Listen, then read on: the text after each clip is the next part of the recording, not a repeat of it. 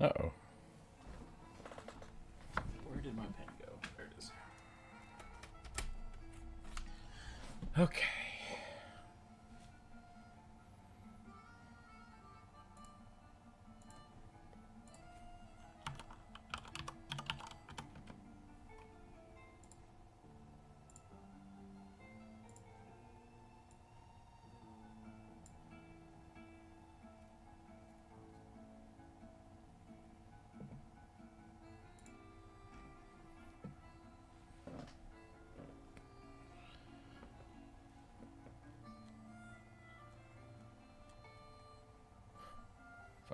All right, welcome back, everybody.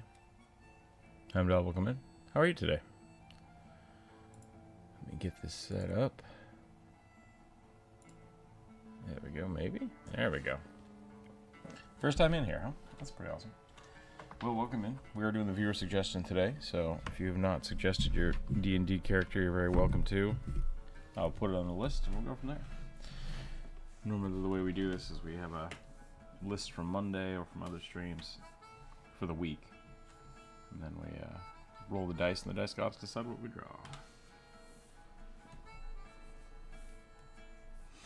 Start with a little rugby sketch here to warm up.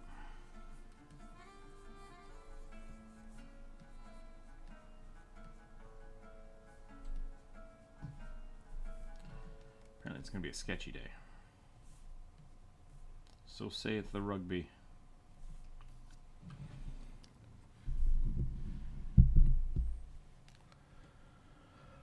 I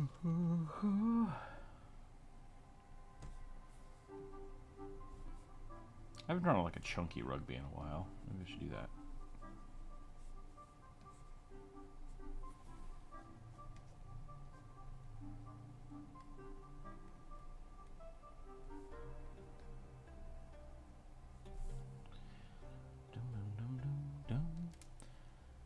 Could I be a crow or raven for D&D? Yeah.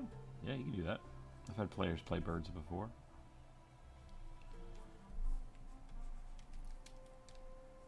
Could play a bird. Do you want to be a familiar or just a bird? Both are fine.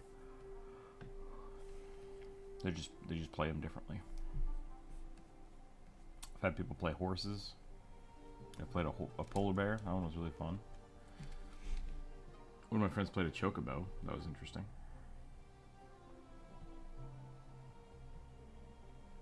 Just a bird. Nice.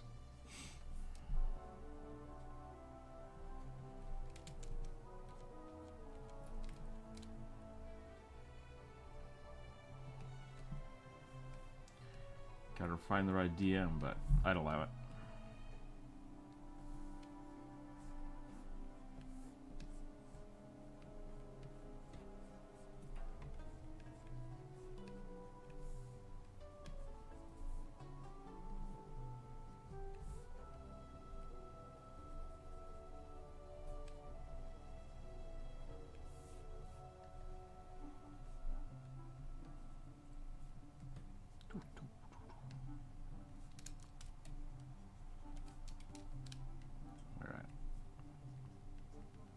It's looking pretty good.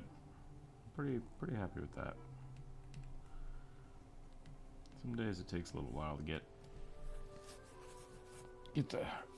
the sketches working right. Oh. But that worked out pretty good. Oh, my screen is all sticky.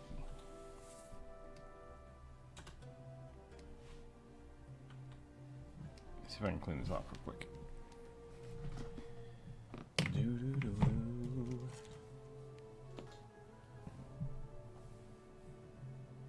I should have a whole bunch of microfiber cloths around here somewhere, and I don't see them. Elliot, welcome in. You're gonna go with a high elf null, like warlock with tat. Oh, soul ranker demons.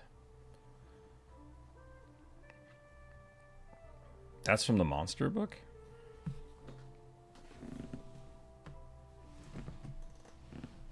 I guess we can start with that since we skipped Friday. Or Wednesday's thing. We can do that today.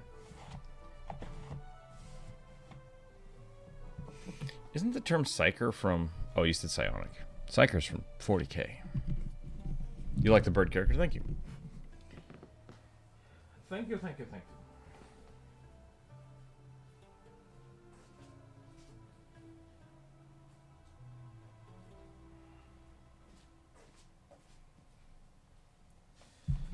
Had a lot of iterations trying to get that bird going. But now I'm pretty happy with it. I probably need to do some more so we can do more than just talk.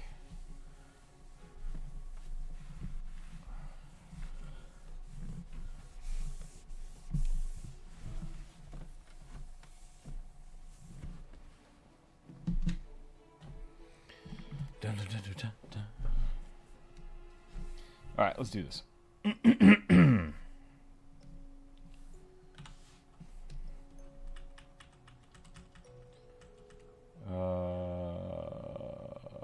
High Elven Null. Why is it called a null? High Elf monk with demon tattoos. Got it.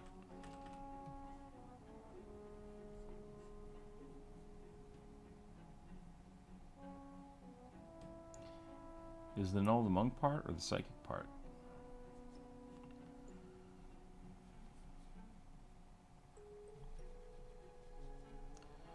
Is Draw Steel Matt Coville's thing, or is that something else? I think that's Draw Steel, right?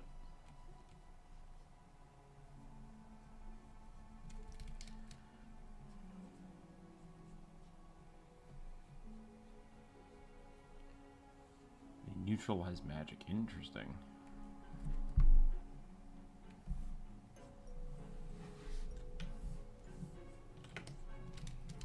I've already forgotten how to draw people today. That's not a good start. Are ads normal even if I'm a subscriber? I believe so because of YouTube.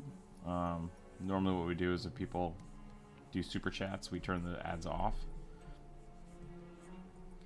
Unfortunately.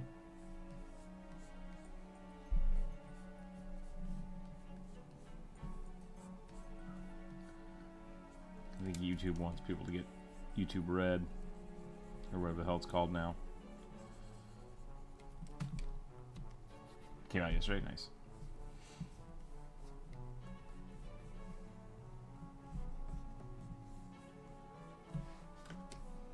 I could start just running these without ads, period, but you know, I need that 45 cents. That might not be a bad thing to do, is just start running it without ads. Except I'm not sure if YouTube promotes it if you don't have the ads on. That's the weird part. It's like you have the ads and people get angry, and then they leave. Or you don't have the ads and nobody sees your stuff.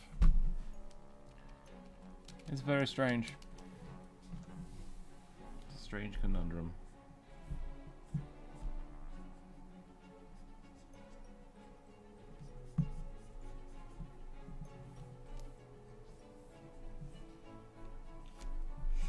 You know what could be fun is if we do like a crop top type thing. Tight body tank top. The neck. I know that's going to cover up the tattoos, but hey, we'll make it work.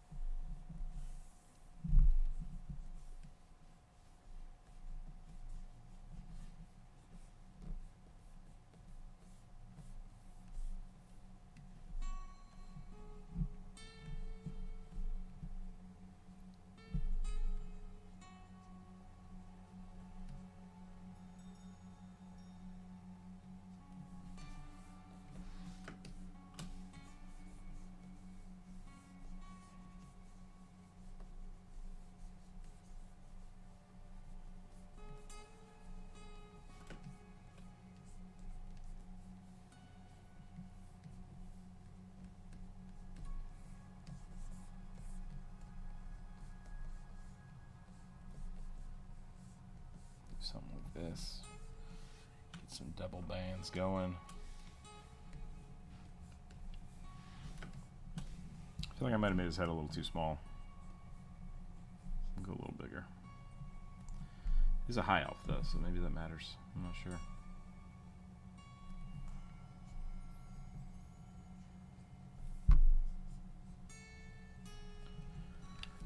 Those are unarmed warriors that develop psionic abilities through training in their bodies. Okay, so they are just monks. Making a centaur berserker. How would I play that? And could you draw it? I'll put a centaur berserker on the list for you. Yeah. Absolutely. How do you play that? So it depends on what system. If you're going D&D, doing 5e, or if you're doing Pathfinder or Draw Steel. But essentially, you're just going to grab the monster manual stats if they don't have it in that book, and you're just going to scale it down. Normally, they would just give you a bonus strength constitution bonus, and then double the movement speed of whatever the normal movement speed is. I think horse is like 40 feet or something, 40 to 80 feet. It's a lot. They can go real fast. I might also give you like a run feat. That would be good. Something to make that even faster. And since you're a quadruped, you get bonuses to not being knocked over and stuff. Okay. Let's put this on the list. Berserker Centaur on the list. Based. Okay, that's on the list.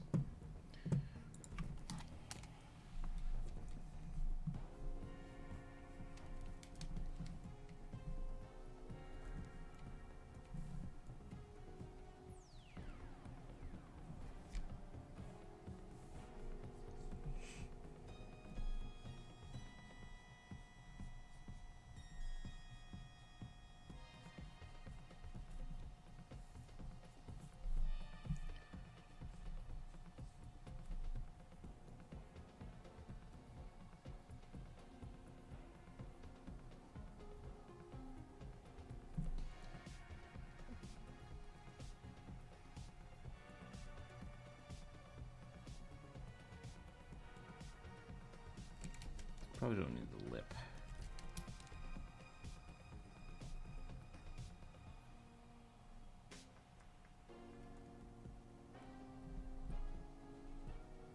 Might have made him look a little too smarmy. Let's see how this goes. He's supposed to be demon tattooed, right? So maybe we'll make him a little more angular.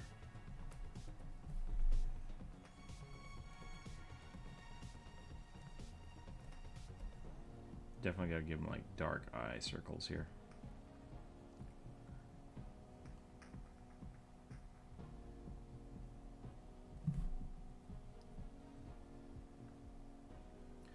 I don't know if I made a centaur video or not. I can't remember now. It's been a while.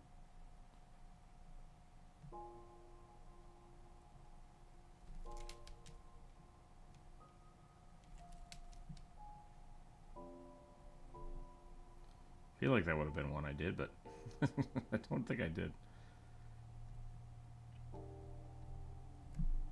Centaurs used to be real broken back in the day, and they're still very strong. So, yeah. Because horses is good. Playing a horse is super good. Oh lordy, what am I looking at here? Hive Queen. Oh, tattoos of the wasp tattoos? Okay, we're going to have to change this up. Otherwise, we're not going to be able to see this.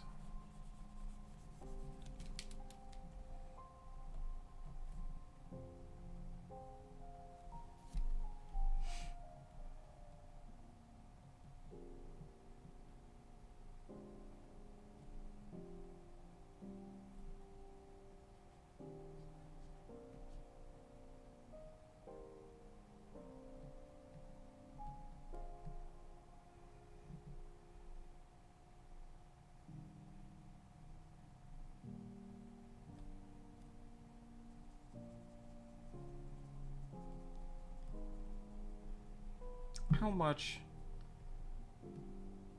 physical diversity is there in High Elves? They've been around for a long time, but they've also been around for a long time. So, like, do they all look the same? Or have they homogenized themselves with people across the millennia?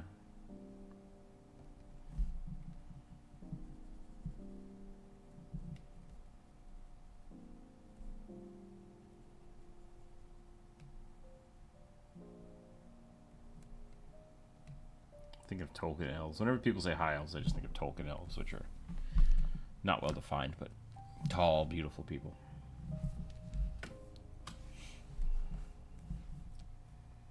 Actually, I don't think the Tolkien elves are tall. I think they were slightly shorter than people.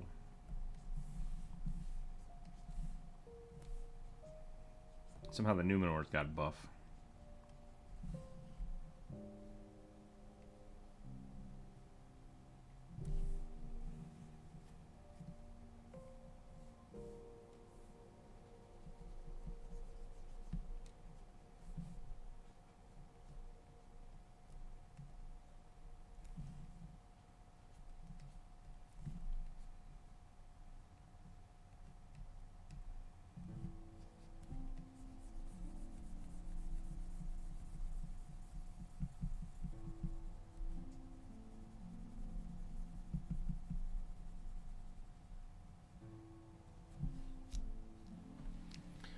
I just thought they looked neat to probably have a full villain arc D3 campaign. That's cool.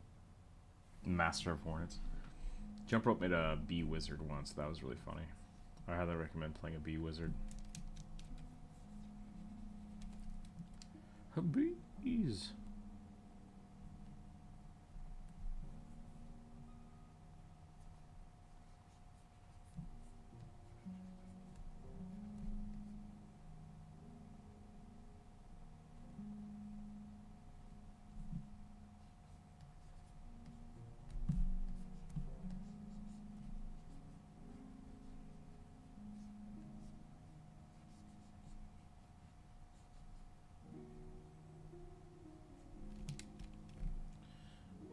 Heimdall, if you have any more specific questions about character creation or whatever, let me know.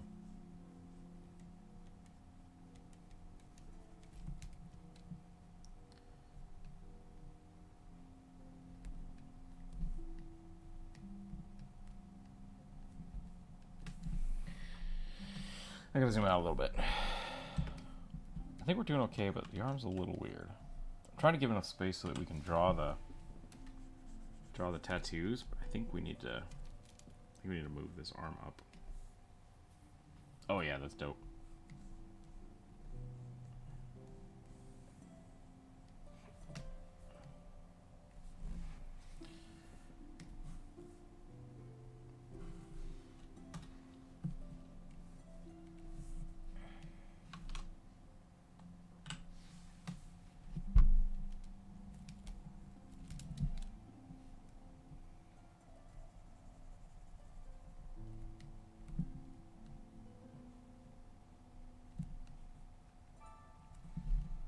Okay, we're gonna go a little softer. And then what we're gonna do is we're gonna basically draw that wasp on his arm here. We're just gonna go two-toned.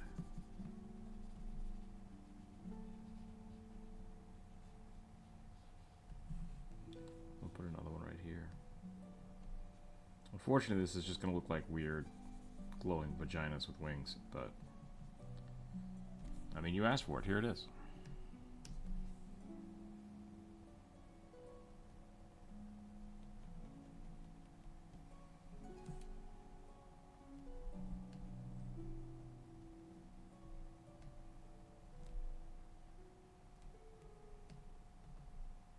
I was gonna say I wonder if people would get fluorescent tattoos if they could, but then I remember that people get like blacklight tattoos, which are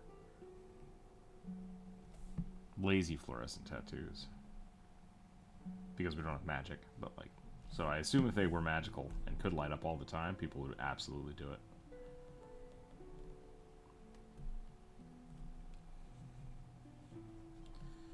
Let's get that cyberpunk going, you know? That's a really lame positioning for that tattoo. It just looks like it's crawling on him. Let's put it down his arm instead of across his arm. Maybe even go on his hand. That could be interesting.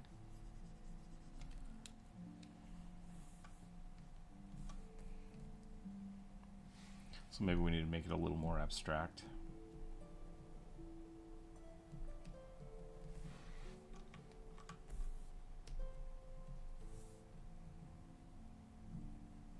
Try to get the wings.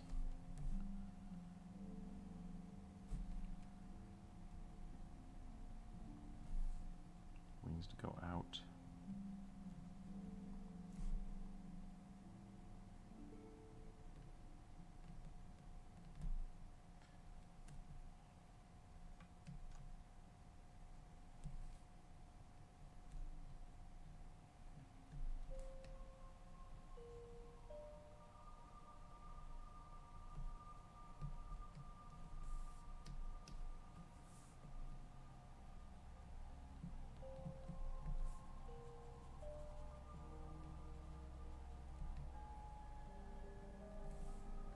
Kind of like the idea that his fingers are the stingers now. Associate elves with Castella. Thanks to Pathfinder, so the dude could easily serve the savory sting. Savored sting?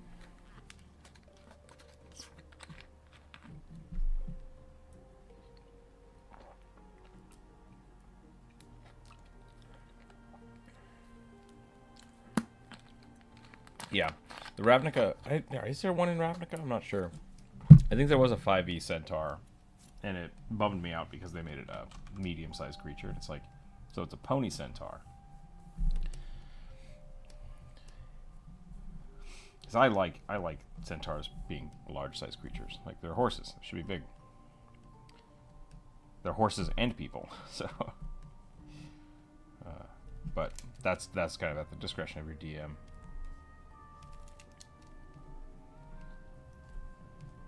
.5 had one. Pathfinder had a centaur playable race as well.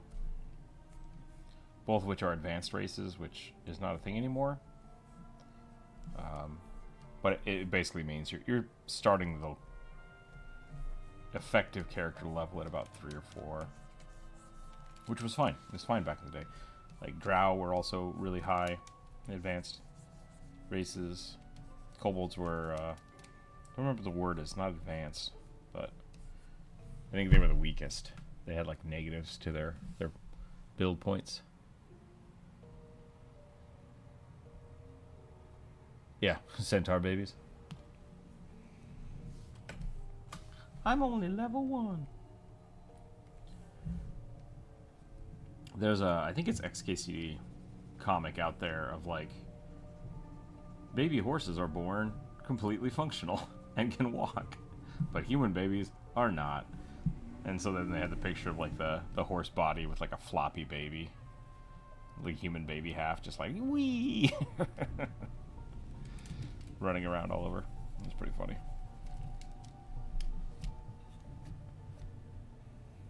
Pay biscuits?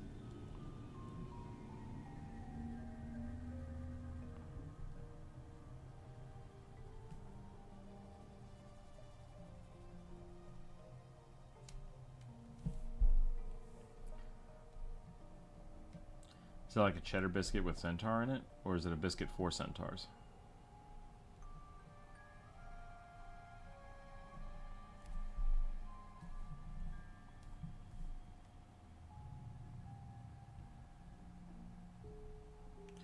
I really need to spend some time just like working on tattoo art. It's one of those things that like I don't need, but I think it would help my art overall if I did.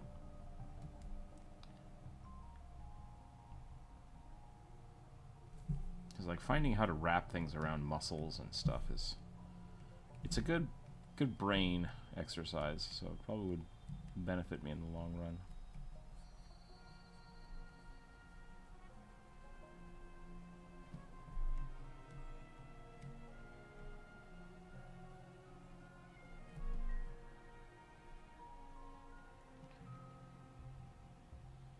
It's in the babies. Gotcha. Yep. People want to know. People want to know what the centaurs taste like.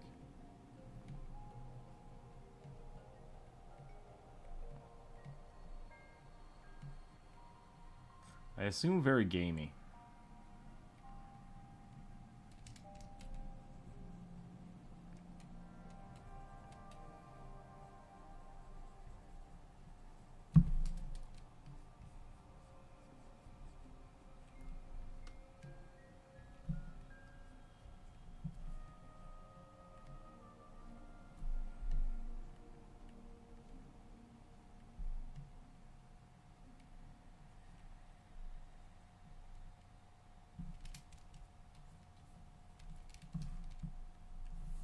I might just go full blue on this one and do it as more of a motif over here. So we have like the little wings and the stinger. There's just a whole bunch of them. Do something like this. A little more abstract.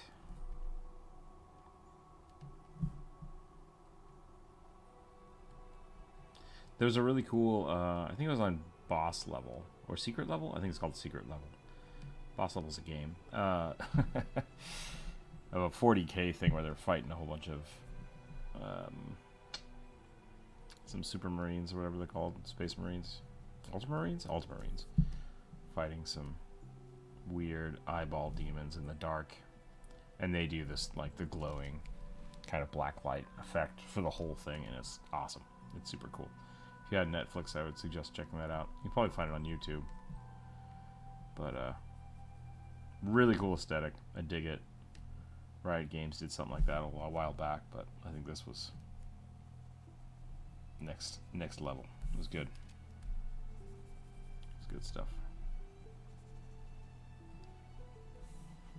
Okay, I think we're about done there.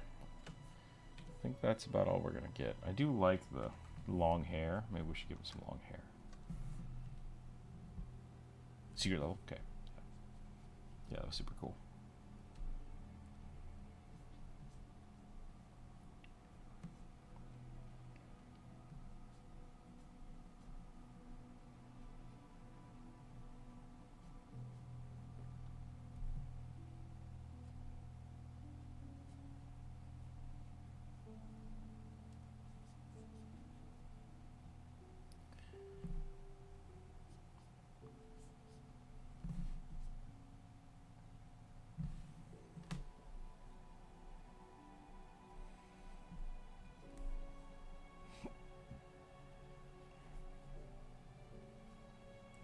This direction.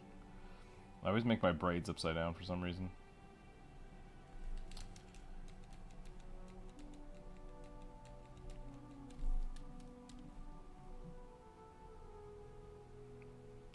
Probably wouldn't have double braids. Maybe you should just have like one. I'm a big fan of the top knot. Maybe we'll do the top knot. Nope. No, I kind of like the braid now. Okay. Now that I can't undo it, we'll commit to the braid. And now it's just like a chunk. It's like a bread roll. He's got a bread roll for his hair. There we go. We can fix this.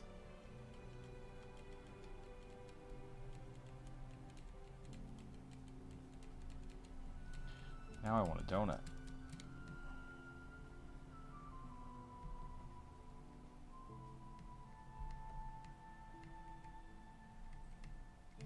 Good old apple fritters.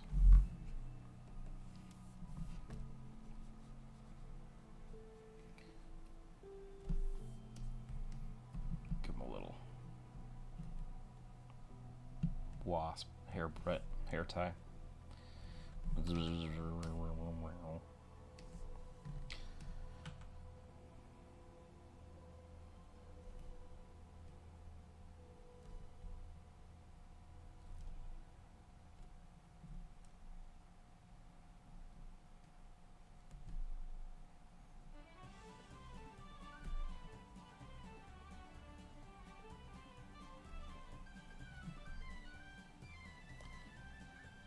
Yeah, no problem. That was good.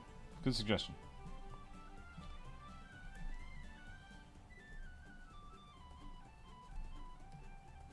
It's quiet today. It's 12:30 and we're already jamming out.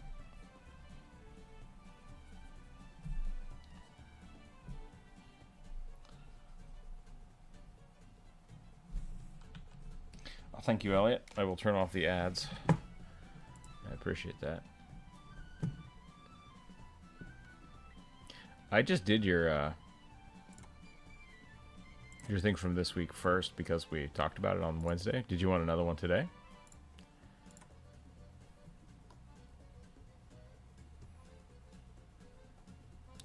Just got mini short. I hate ads. I just turned them off, yeah. So you can thank Elliot for that.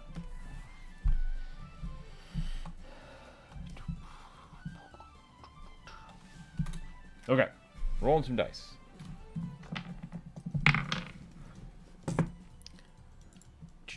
Gotta pay those bills. A warforged wearing a very bad human disguise. That sounds disturbing. I'm gonna go away. There we go.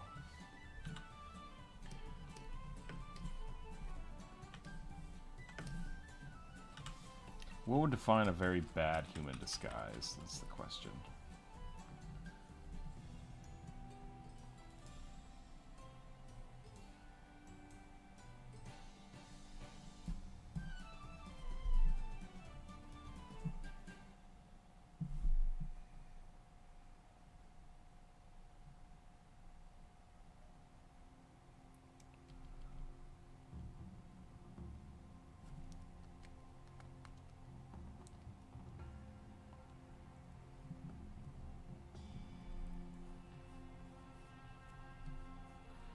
I mean, I can just draw something now if you want. That might give people the thought that they can get their familiars drawn.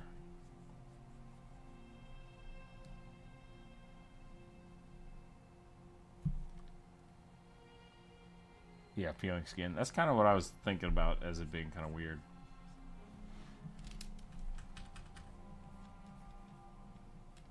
Then again, the robot wearing human skin is it's kind of cliche at this point, but it's a good trope. Doctor Who did it pretty well. I guess that was a person that replaced himself with robots until he ship of theseed himself into a robot.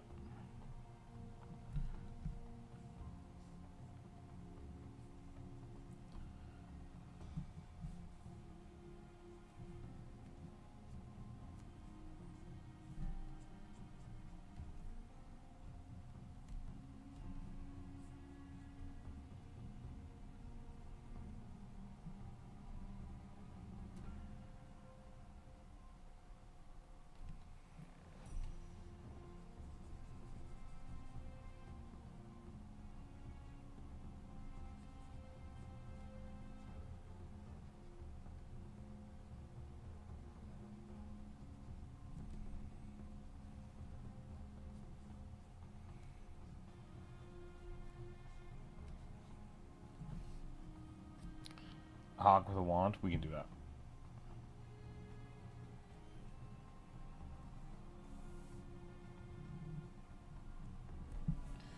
Let's bust that out real quick.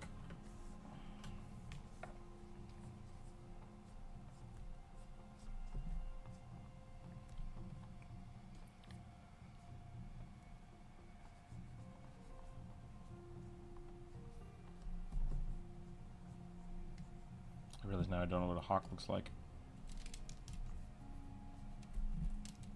It could be anything.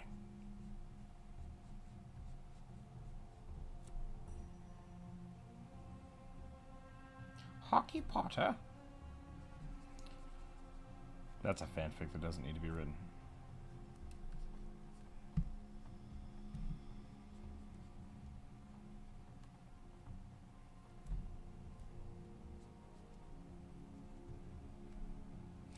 I have owned birds in the past. I don't think I ever will again.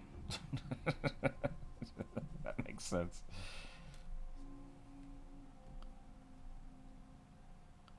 I am slowly trying to befriend the crows outside, which is going okay. I need to keep remembering to fill my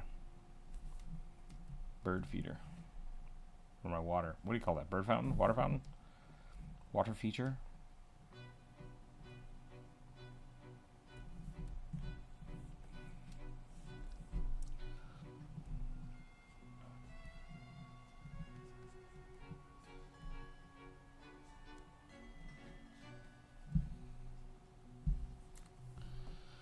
Would a magical hawk hold it in their claw? In their beak or with their wing? That's the question.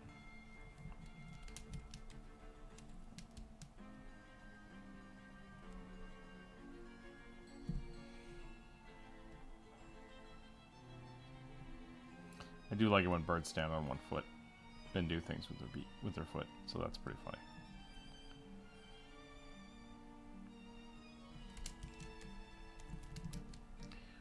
Oof.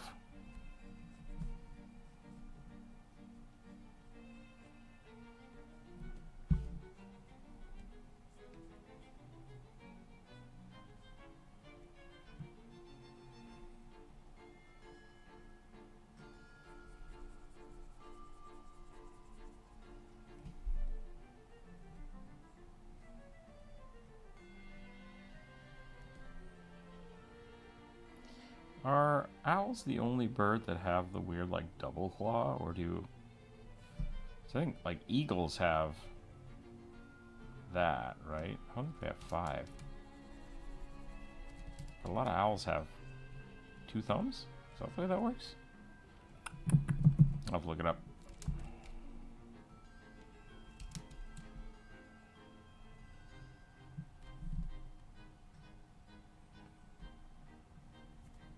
If I ever find a lathe at a garage sale or something, I might start making wands just for fun.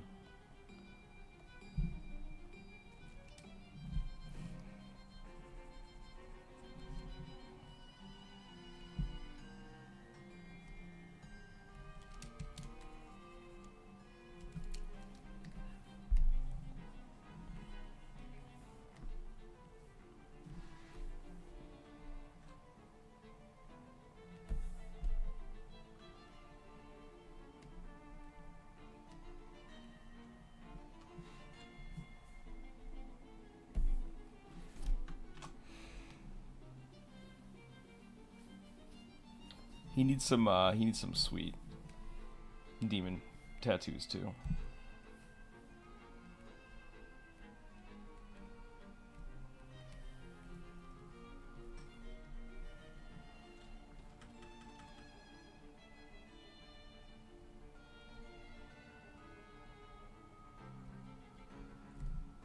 There we go.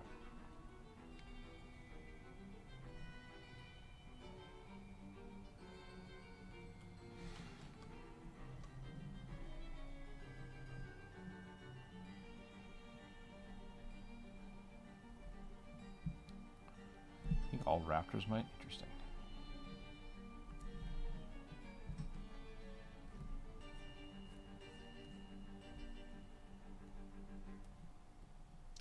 Yeah, I'd have to look that up. I don't know.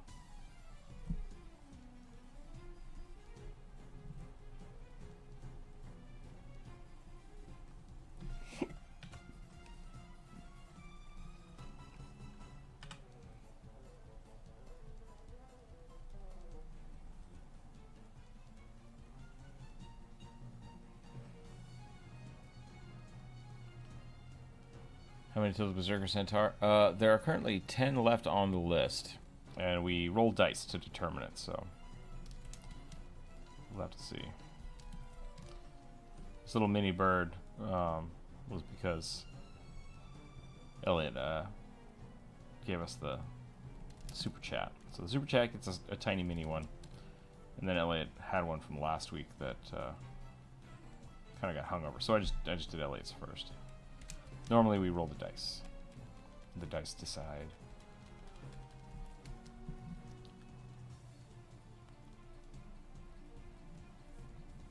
The turquoise eagle. There we go. We'll put him on his hand. Randomly. That works out. Okay. Robot wearing human disguise. Maybe he's got a little hat. Maybe none of his stuff fits quite right. That could be really funny. Got a smiley face painted on his helmet. That's not yellow at all.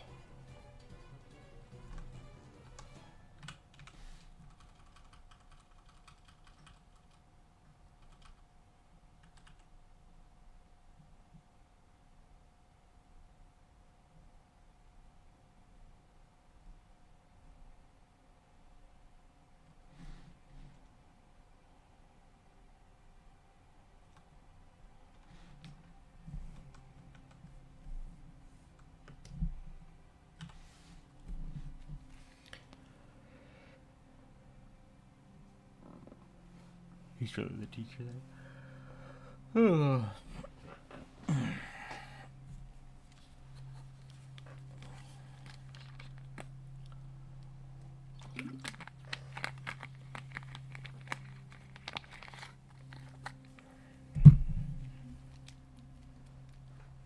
Can't decide if this is better or if he should just paint a big smile on his face. Both are equally as ludicrous, but...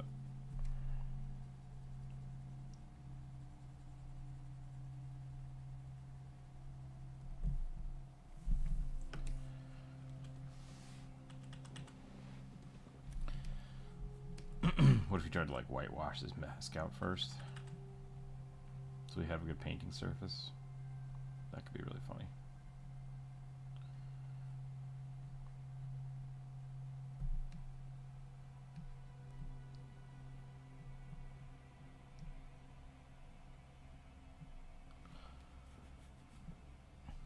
Glasses, yeah.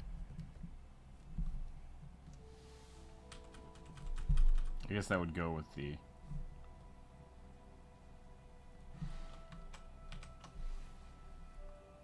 Maybe just the one? No. That actually starts making it look interesting. Like, not just painted. It looks like it's something.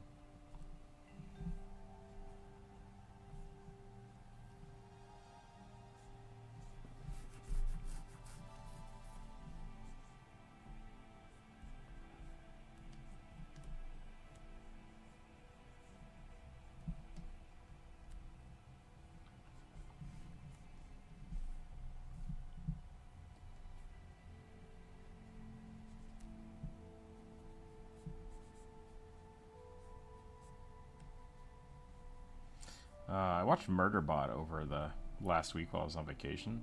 That was really good. I think they did a good job with that.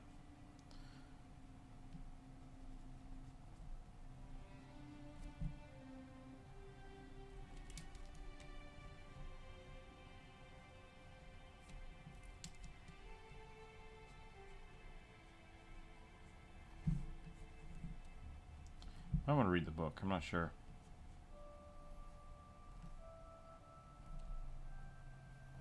I think they did a really good job of kind of like making the people really question whether or not he's a robot or a person, if that makes sense. Because like the universe sees him as equipment, but the people on the ship see him as a person, and they struggle with that. That's the whole story. The whole premise of the show.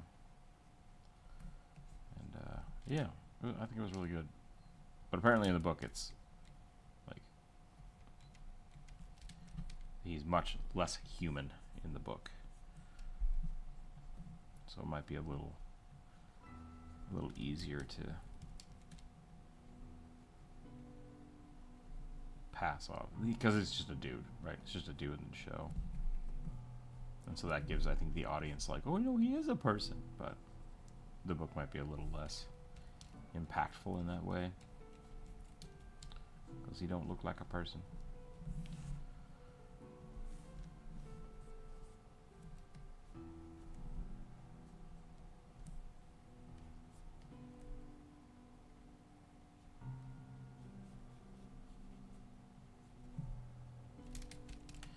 Man, drawing coats is hard. This should really be up here by his face, but I don't want to cover up his neck, so I think we're going to get rid of the coat. We'll do something different. Loved Murderbot. I thought it was really well put together. Yeah, they did a good job. I think Apple TV is the one that did that. I'm not sure. I don't think it was Netflix. But, they do a good job. They do a good job curating their stuff. Whereas Netflix can be very hit and miss. Maybe I just haven't seen the bad Apple TV stuff. I don't know. I don't have access to it very often. What's Murderbot? It's a TV show. It's a show about a robot who gained sentience and tries to hide it from people.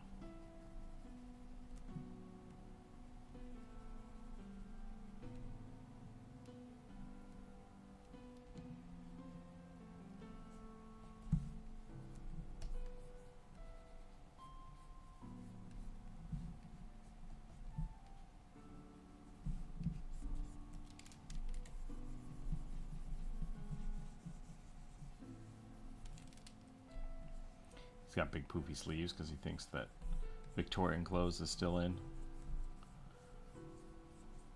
Never trust anybody with poofy sleeves. That's all I'm saying.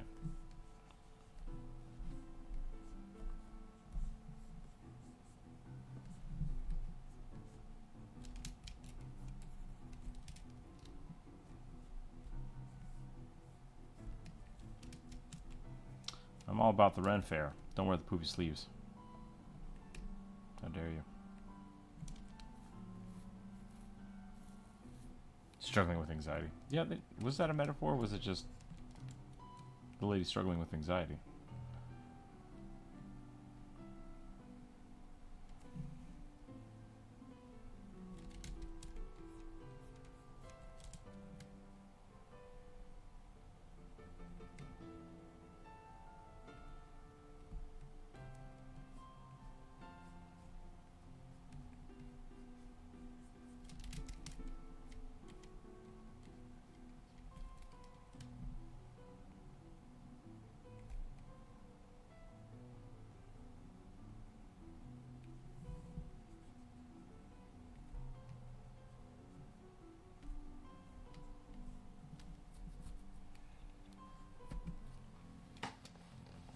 Yep, I don't either.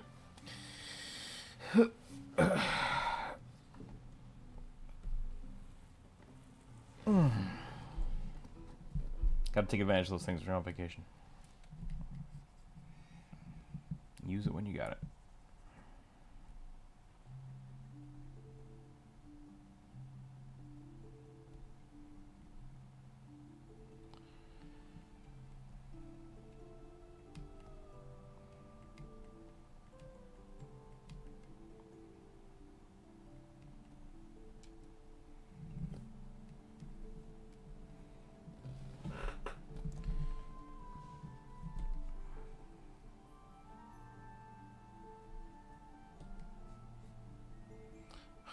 I was gonna say, man, I'm really tired. I don't know what happened, but it's because I stayed up till like 4 a.m. last night, taking care of the boy and working on video game stuff. I'm getting super close to being something functional with the game, which I'm really excited about. But I also need to get the next video out,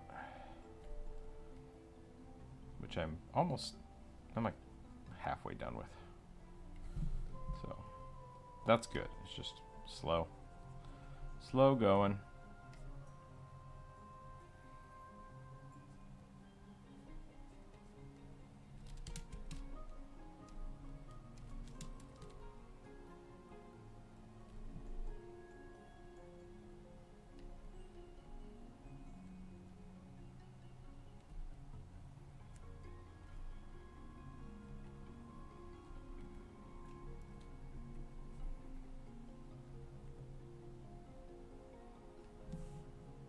I think I'm done with this one.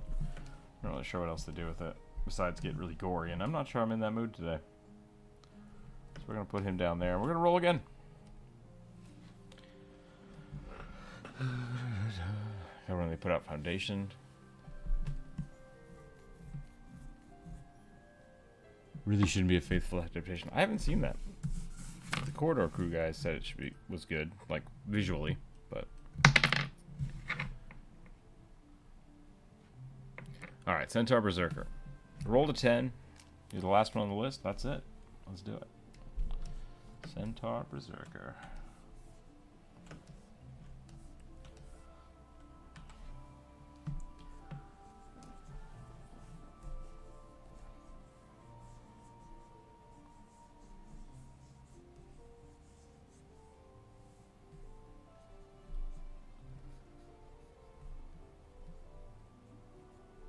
You have a beard.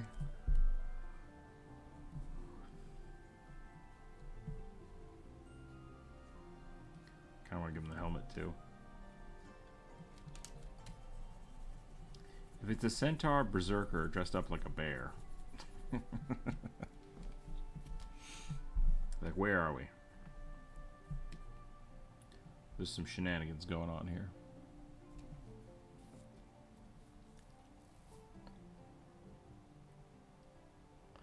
Yeah, I'm I'm very much of the mind of like more of content is usually good. Like the content itself can be bad, but like new versions of Spider-Man is great, new stories. Even like the Lord of the Rings show, people were really mad about it for it not being totally, well, it's fan fiction, right? But like that's fine. Just take it that way and still enjoy the things you like about the old stuff. So, that being said, like, what was that book called? John Dies at the End. The movie to that is just horseshit. Like, it's got Paul Giamatti in it, which is great. It's actually kind of pretty. They skip a big chunk of the book, which I think is really important to make the story go quicker. But so I did not like the movie. I don't recommend the movie. I'd recommend people read the book. But I'm so glad that it got made,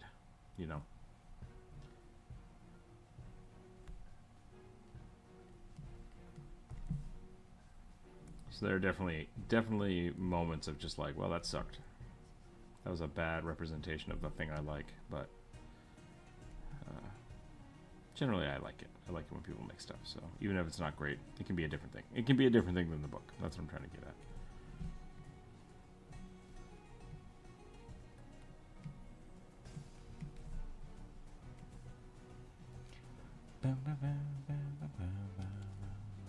Christopher, welcome in. Half bear, half horse. Yeah, did we just forget about the person? Is it just a centaur with a bear top half?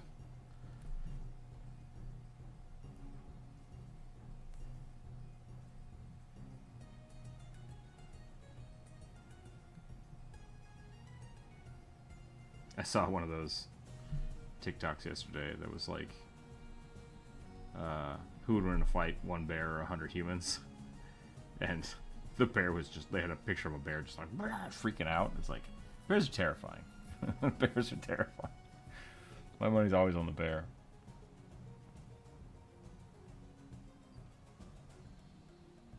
Hitchhiker's Guide is different every time it's made. Yeah, I saw someone was talking about that. I'm not sure if that was for the fan theory or like the actual thing, but I really like the Hitchhiker book, and I've read it so many times that I've conflated the book and the movie together in my head. And I think part of that is because Martin Freeman reads a bunch of the Hitchhiker books. So like I've got his voice in my head, and I've just put everything else together. But the movie is not as good as the book. I will argue. I think the book is much funnier, it's wittier, a little more to it, a little more cognitive, just because there are jokes that couldn't have made it into the movie.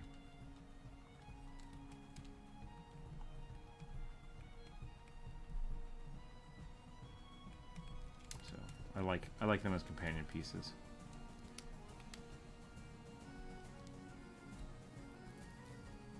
Yeah, Wheel of Time was a letdown too.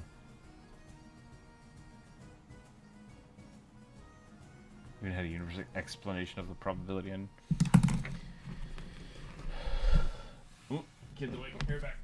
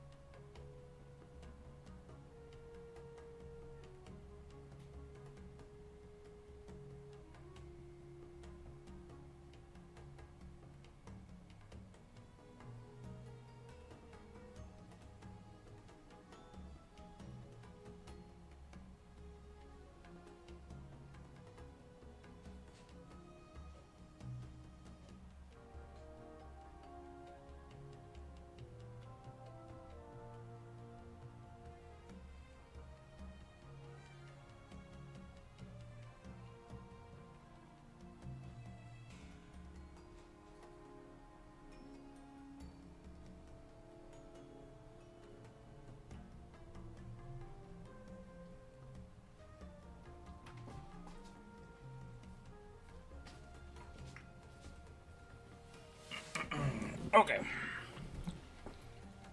I'm not sure I like the beard.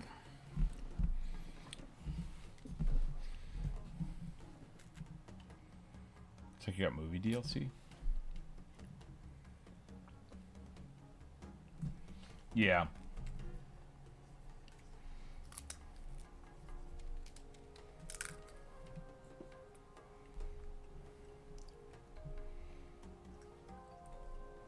There's a lot of like little goofs in the book that I think the movie did a really good justice to. So I'm glad that kind of stuff got put in there. But I tried to watch the Color of Magic movie, which came out years ago. And man, I don't know if the writing of the first book of the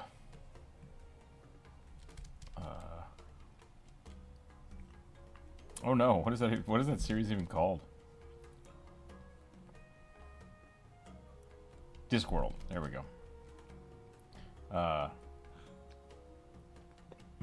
don't know if the book is just written too weirdly or the show tried to stay too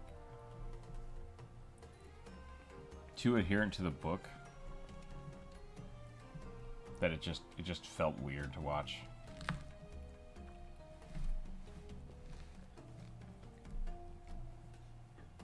What's up, kid?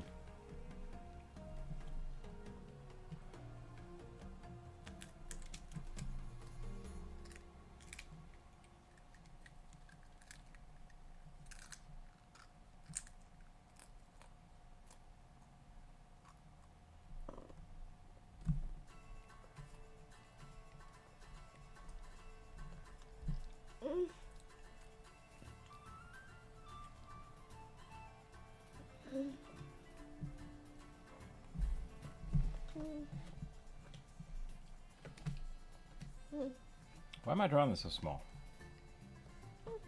That's the real question. I guess it's a horse, so I gotta have a lot of space.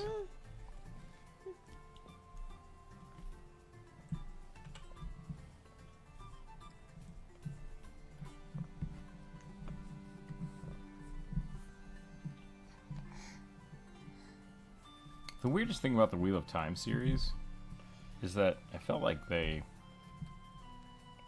I didn't read the book, so I don't know if this is actually how it was, but I felt like they spent a lot of time trying to make you think that the main character wasn't the main character. They're like, who is it? It could be anybody.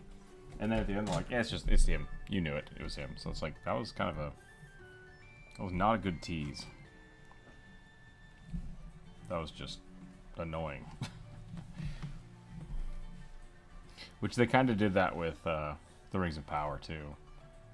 Like, oh, is this Gandalf? Oh, it might be Gandalf. It's like, we all know it's fucking Gandalf. Like, stop it.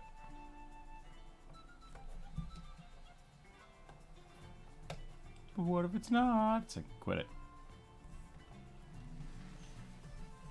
You're just treating us like we're idiots.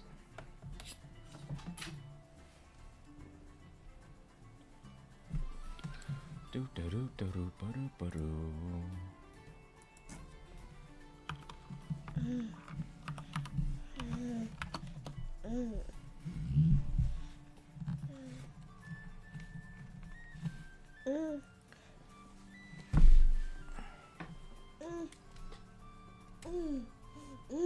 Kid.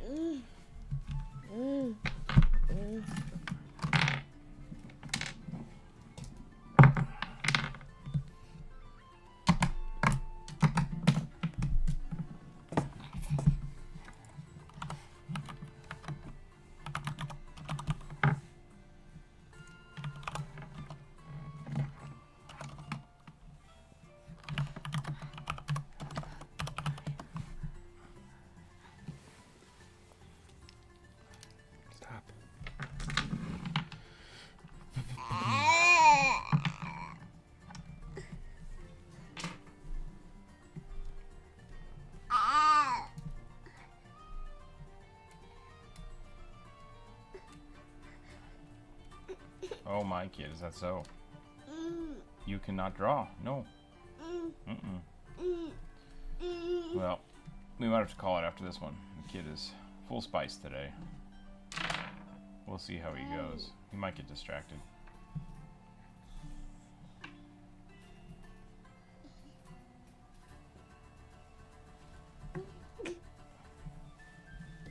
What are you doing?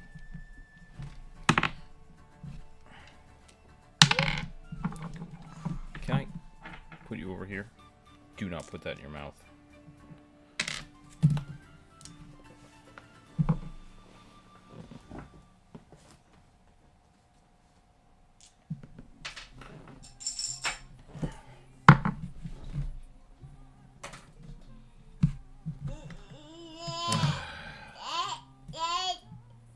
Yeah, we might have to call it here. We'll see.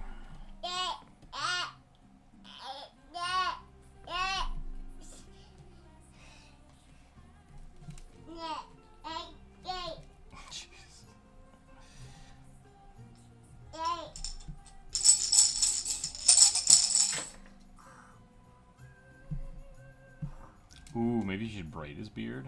That would be interesting.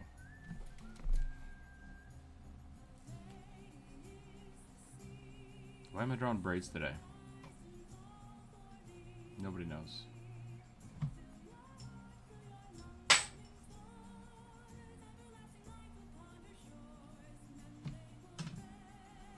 Wop. Wop. Wop, wop, wop. Wop, wop, wop, wop, wop.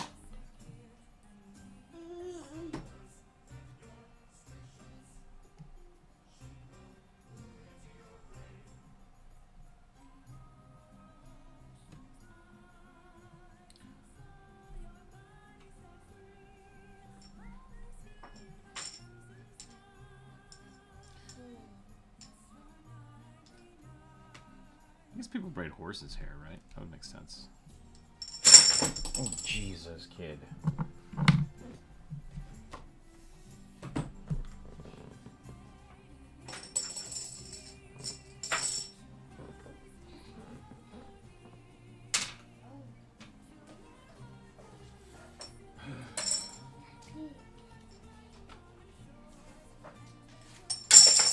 Okay, you're done. No, you're done.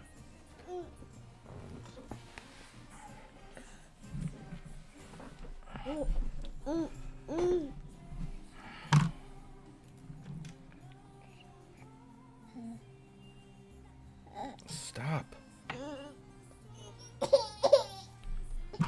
You cannot touch this. No.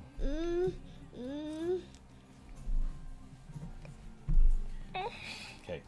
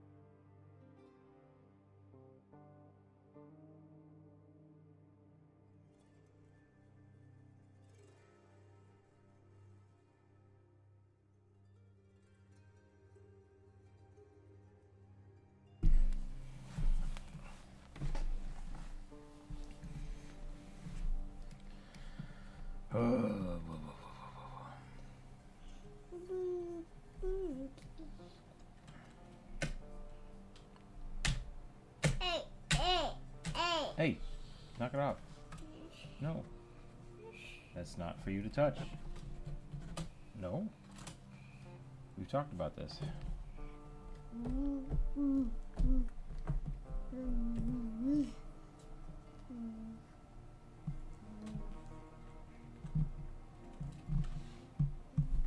Knock it off.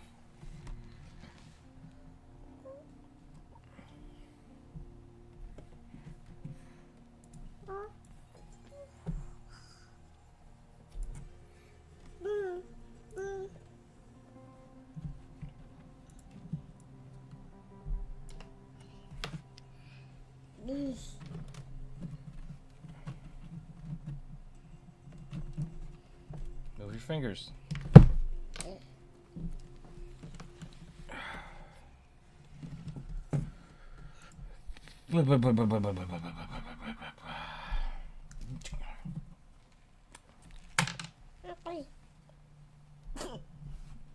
Okay.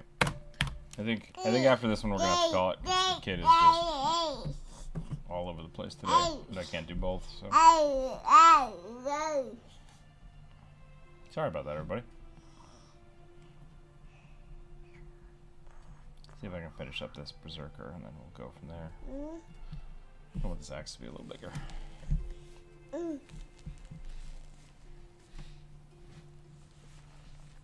Hey.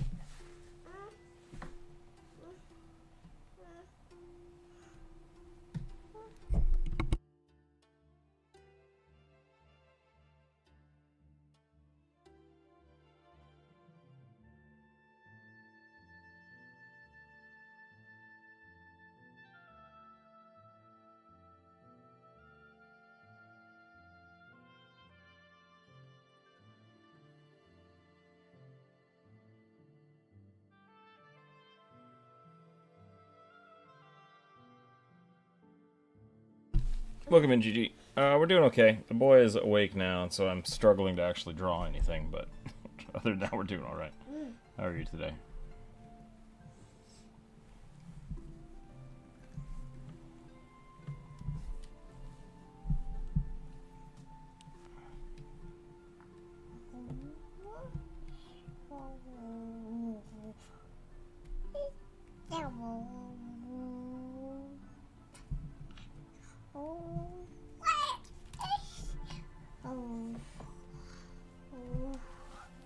Knock it off.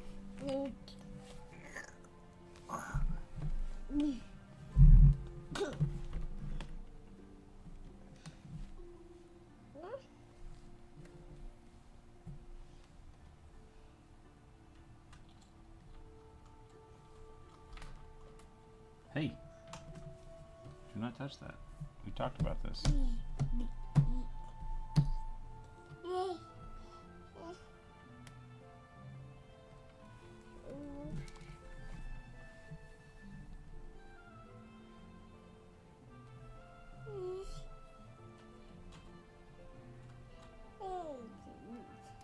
Oh, I made his chest real tiny. Let's give him some more beef.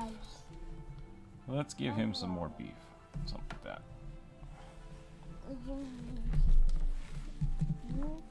Kind of out of the loop, so there you go. Yeah, so we're doing viewer suggestions today. We get suggestions from the chat for D&D characters, fantasy characters, and then we draw them. I'm an illustrator. I do commissions, do illustrations for books from time to time, mostly supplemental stuff for D&D and fantasy art. I'm also a stay-at-home dad, and the child is being very rambunctious today, so yeah. So we just kind of roll with it. We see what's going on. Every Monday I post a new community post, so if you can suggest the stream, nice. Yeah, let me know. You can contact me on Discord. You can contact me on through my email. Should be links for those down below. If you're looking for a commission, let me know.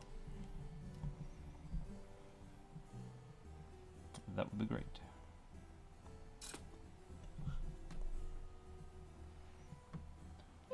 But for the viewer suggestion, we just do sketches and stuff.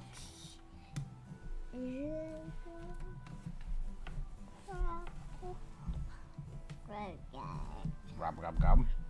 Yeah.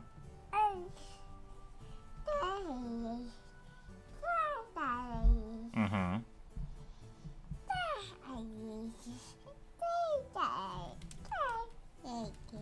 You're talkative today, kid. Oh, okay.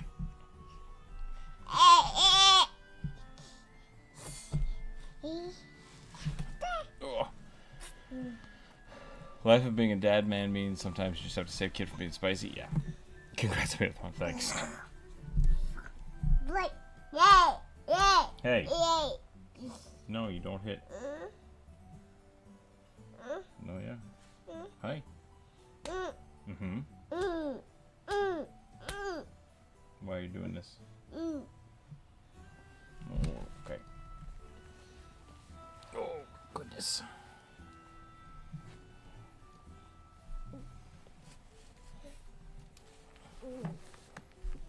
Apparently we're in the I need to climb the chair portion of the day now.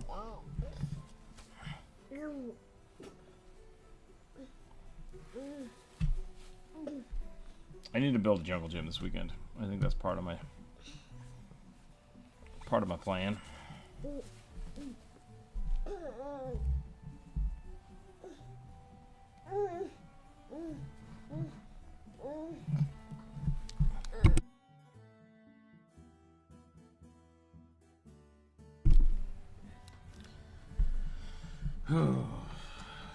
Sweet bejeebus. Did you do suggestions? Do you mind if I make one for the list? Yeah, you're very welcome to.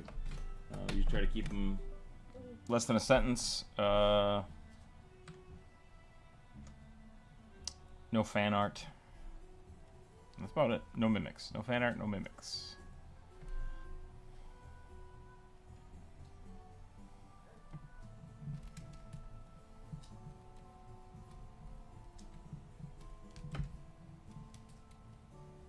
I don't like where this hand is. This feels too weirdly close to the body.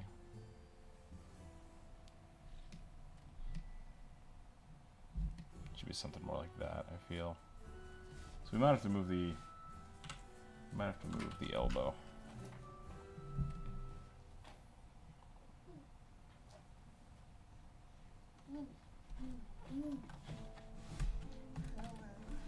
No.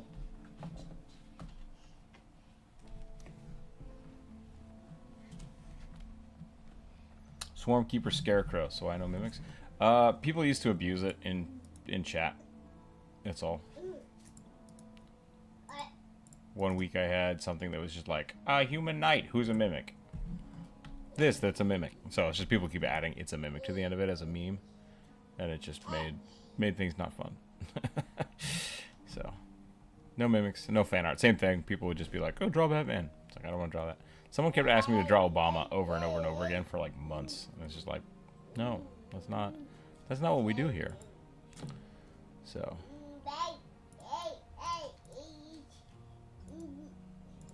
Where is my list go? There it is. Okay. Swarm Keeper Scarecrow. Geez, sounds annoying. Yeah, I mean, like, streaming online on Twitch especially is, it can be a little weird sometimes.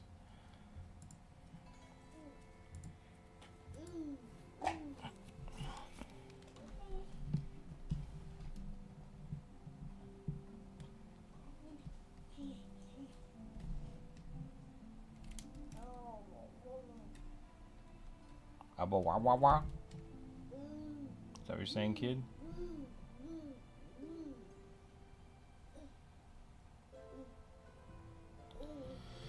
Okay, I think this is about good for our berserker horse.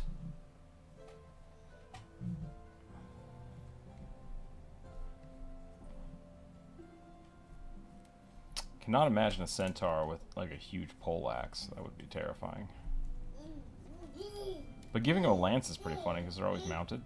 That's always a bonus. 3d12 damage, please.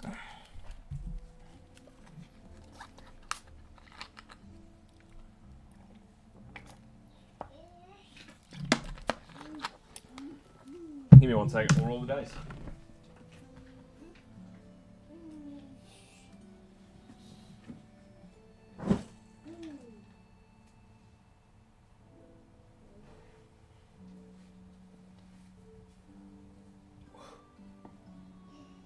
Is that funny? Woo! Where'd you go? Where'd you go?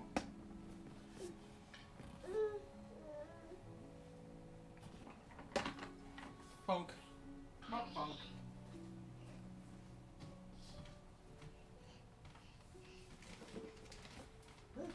How did it know you were going to do that?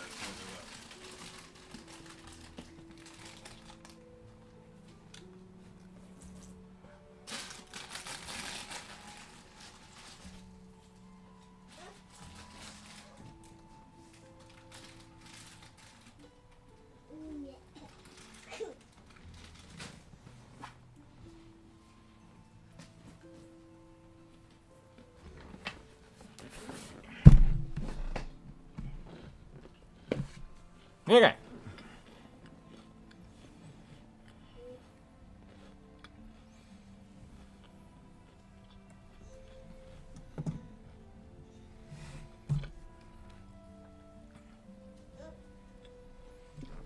I've played a small side Cavalier. It's pretty fun.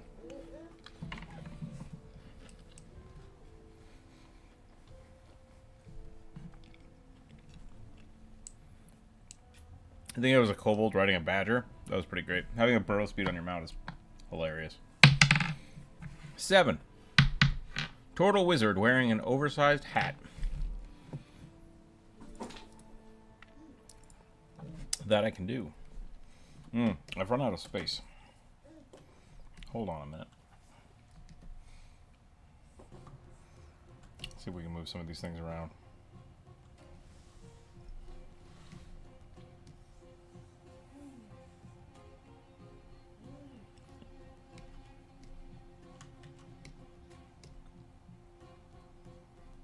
That's fine. Okay. Turtle.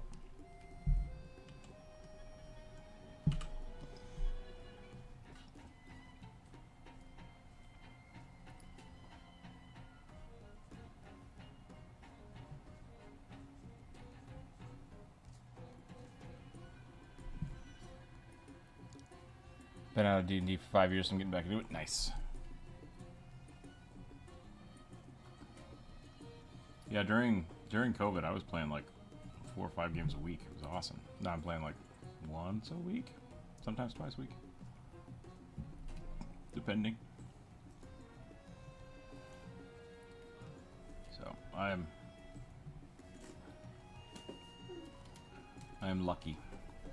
Mind you, I DM a lot of the time, so.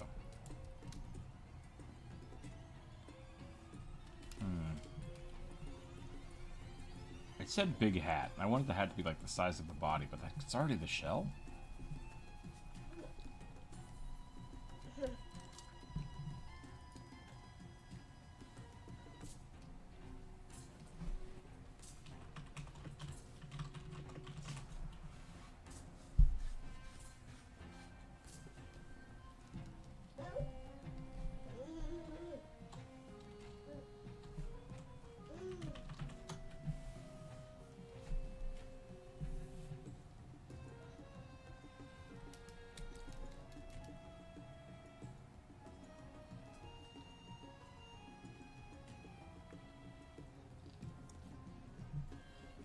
Hello. Howdy, howdy, welcome in. Okay. Apparently my computer got muted again. Ah, sorry, I didn't know if you were there. Didn't see you there for a while, so. Oh no, it's fine. I literally just popped in. How are you doing? I'm alright. How are you doing today? It's been actually a fairly nice day, That's because good. it's not been scorching hot.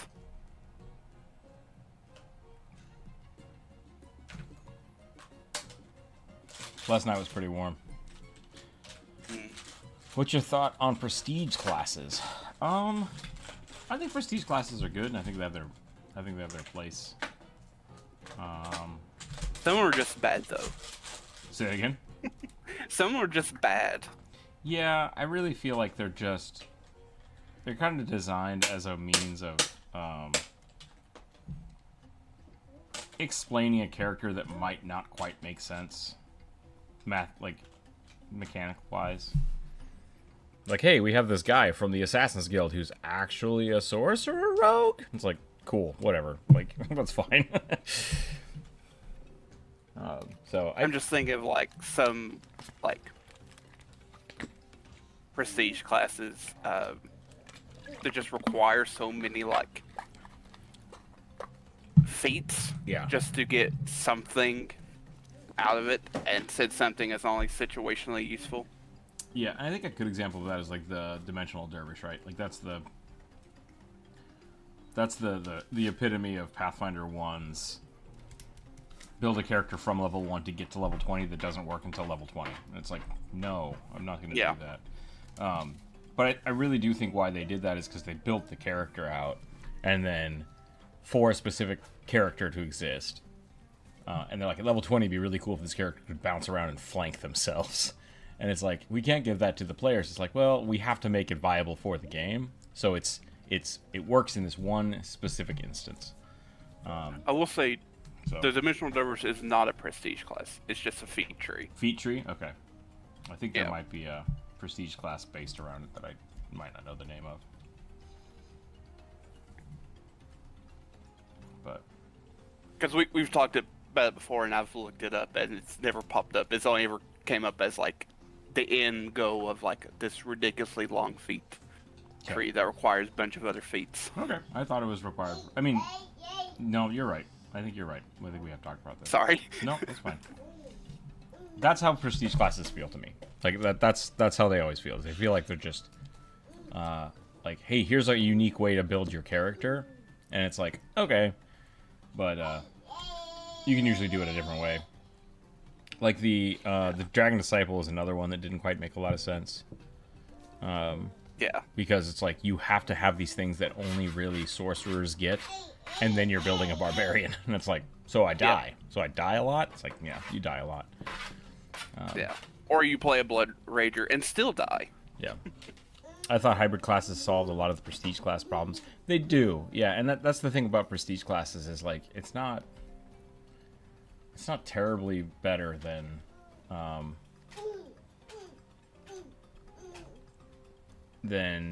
I think a better option is always to do like the archetype feats, where you just kind of build whatever you want, or have the extra feats. Or having a prestige class kind of on top of it, I think it works really well too. I think 2E's archetype system works better. It's a much better, yeah.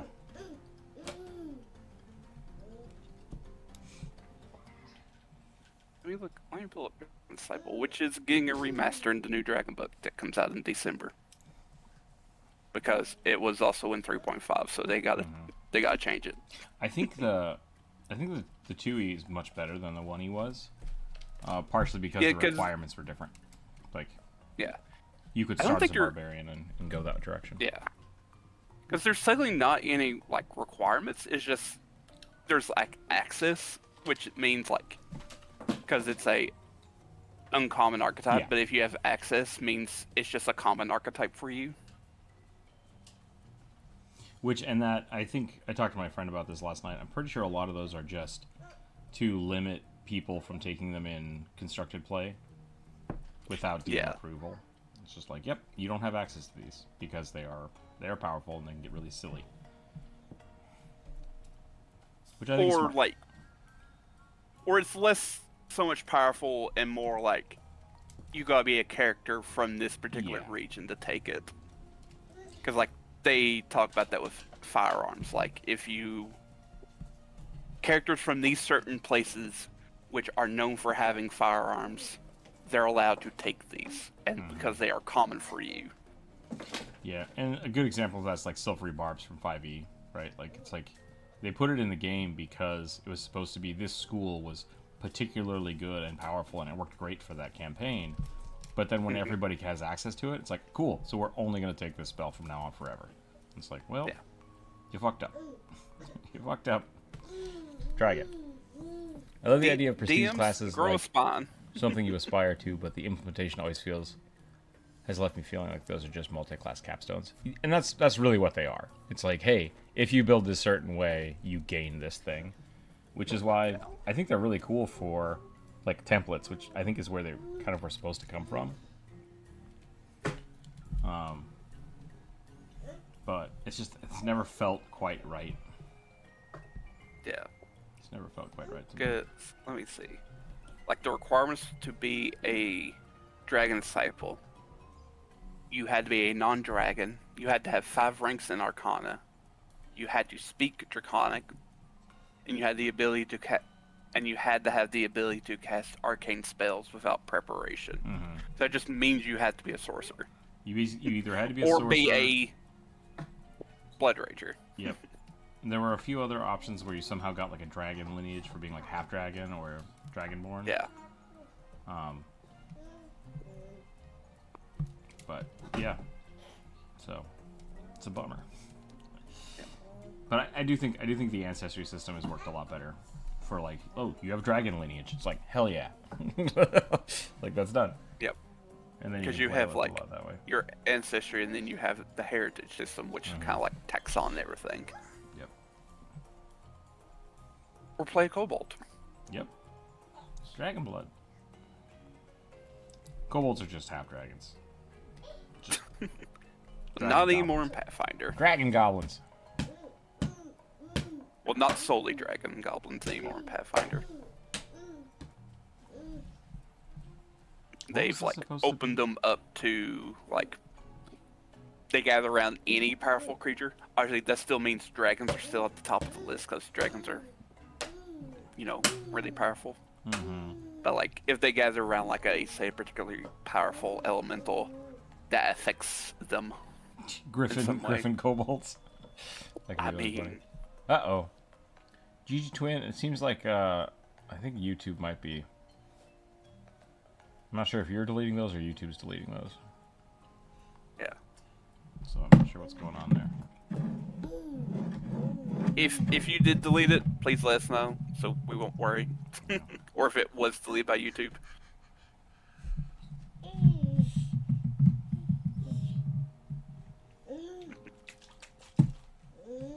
What do you got, kid? Shaking up my drink? You want some? Here you go.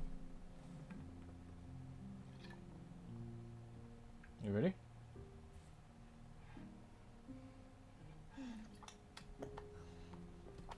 I'll say one of the few archetypes, not archetypes, but prestige classes from 1E that I've kind of wanted to play because I always thought it was interesting. It's called the Dawnflower Anchorite.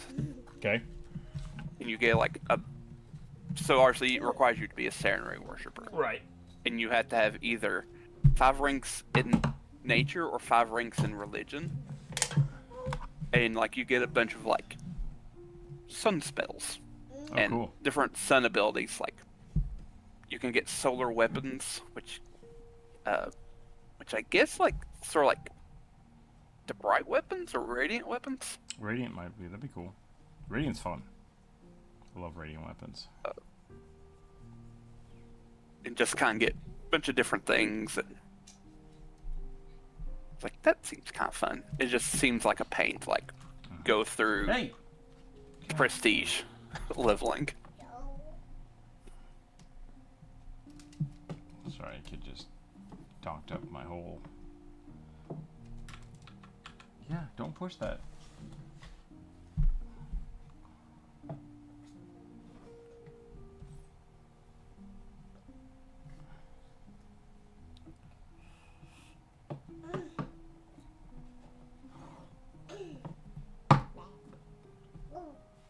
Also, I love the ghillie suit tree person for the gorilla archetype.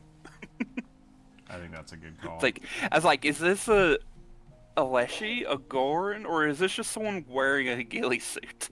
The real question is a Leshy putting a ghillie suit on cannibalism or exhibitionism? How's that play out? Can the tree become more naked by putting more trees on? And or are they wearing other people's trees? Is that weird? First of all, I don't think it'd be cannibalism. Well, I mean, but akin to that, right? Like, are they bastardizing someone else's leaves? Is that uncouth for plant people? Be like wearing someone else's hair. That seems pretty... Yeah.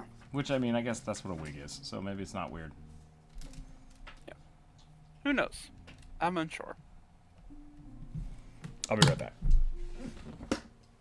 Be right back. Very good. Come on.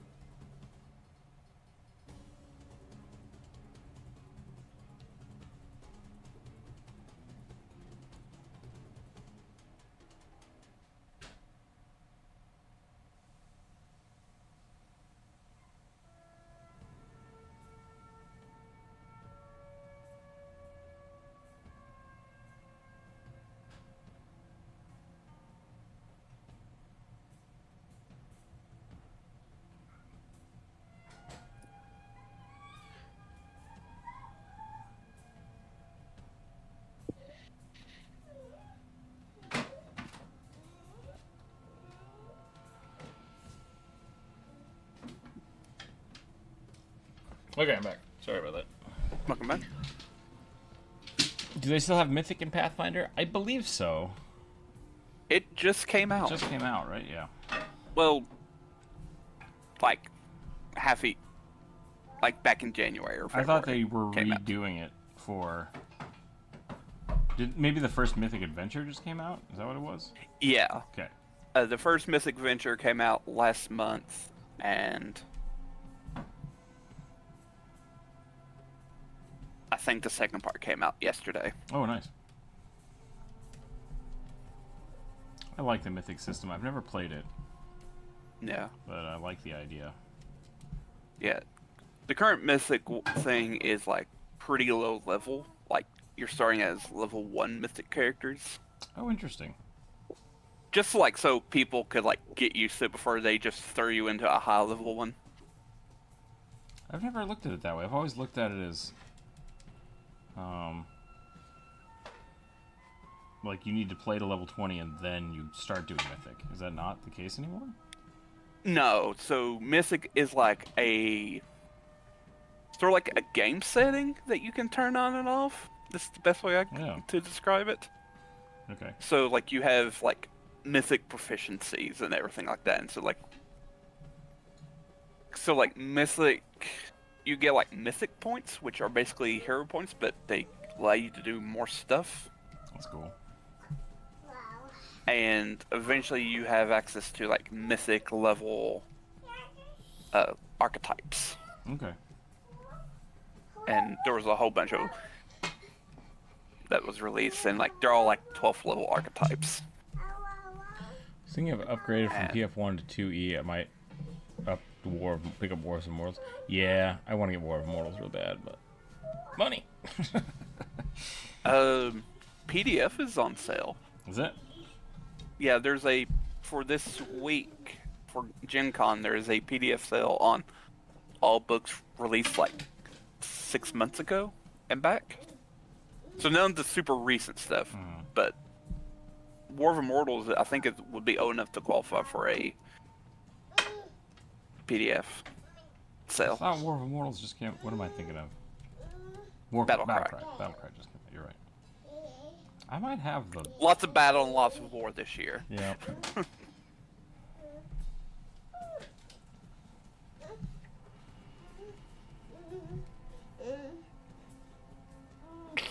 What's up, kid? Because you had What's going on? War of Immortals that released the Animist and the Exemplar. And That was then close. Het. this Battlecry released the Commander and Guardian.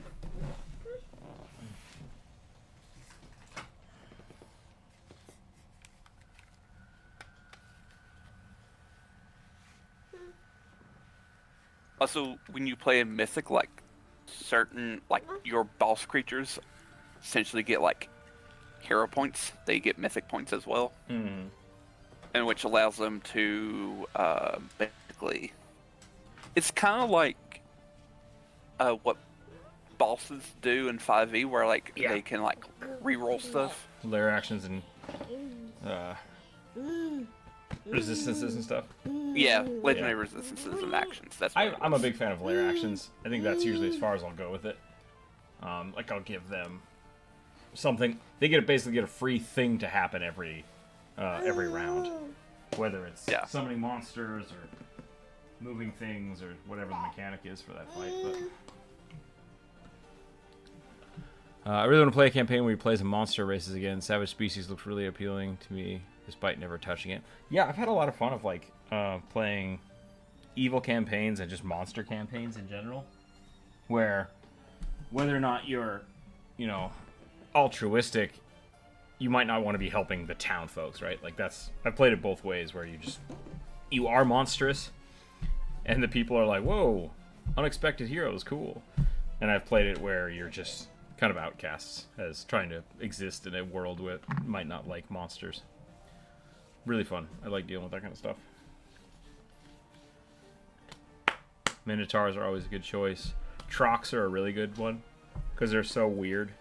She's like, is there a giant beetle walking into town? What's happening here? Yep. I will say, Minotaurs are now back. They are a playable option in 2e. I think they even have it so you can play them as large creatures, right? Like mechanically. Yeah, so you play as a large creature, you just don't get like the mechanical benefits of like reach from being large. I think you have to take until 5th level archetype feat for it, right? Yeah, you gotta take an ancestry feat at 5th level. Which I'm kind of bummed about, but I think it's a good middle ground. There are a lot of races that I'm just like, I think you should get both of these feats.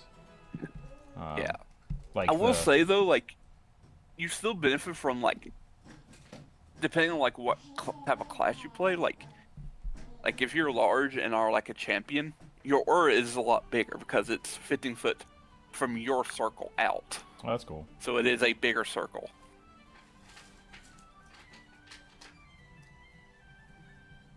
I'm totally fine giving large people reach. Yeah. I've never had a problem with that. It just makes more sense to me. Yeah, it's weird. Like I get that they're trying to tamp down on the broken BS builds. Oh yeah, I mean, 1E. the bugbear glaive is just stupid. Yeah. The sentinel bugbear glaive from 5e is just prime, not thinking about shit. Yep. Low hanging fruit min maxing. Yeah. But I do like the new. So the Jotunborn has something similar, where like at 5th level, when they're using like a weapon that's two-handed that doesn't have reach, they now like can give it reach, like an extended reach. And if you take that, and I think it's maybe a 13th level feat, you just become huge. Nice. Instead of large, you're now huge. So they do the other way around. To get this extra reach, we're just going to up your size level. Yeah. Yeah. And the special thing is when you use your stance, because it's technically a stance to get the extra reach, it's now like a 15-foot reach instead of the normal 10-foot reach. That's interesting.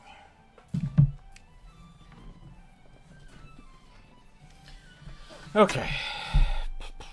Do I have time for one more? Should I do another one? The turtle looks really good. I assume that's a turtle. Yeah. Thank you.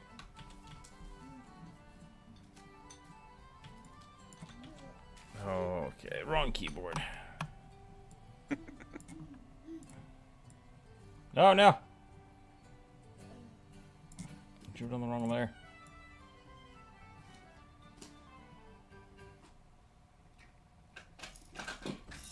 You also can play large fish people. Whale sharks! Because the Athamar, which are the fish people, they have a large option for heritage. There's some big fish out there, man. But you also give other benefits other than just being large. Right. Swarmkeeper Scarecrow. I rolled another 10 today. That's pretty awesome. Swarmkeeper Scarecrow. Do they keep crows? Or, like, weevils? I would assume probably crows. Oh, But wow. crows hate scarecrows. Archives of Nessus has Battlecry on it now. Nice. So they must have got really. They must have like brought in more people, other than one guy, to help.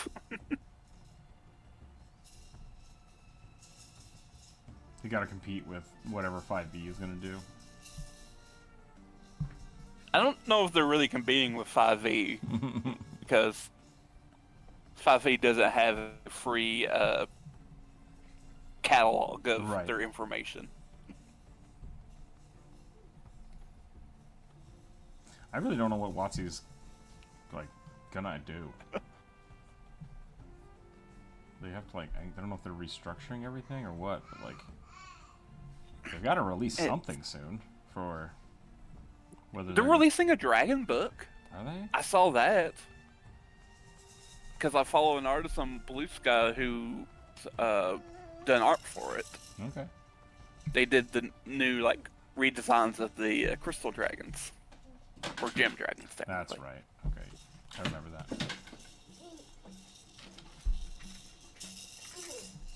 And pretty interesting. There's one gem dragon I just don't like because I hate how its wings look.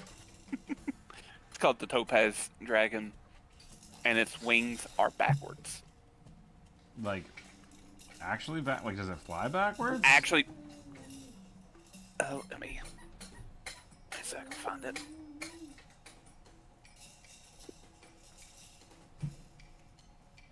Not that I don't believe you, I just don't understand what that means. It's hard to picture. I get it. Let me.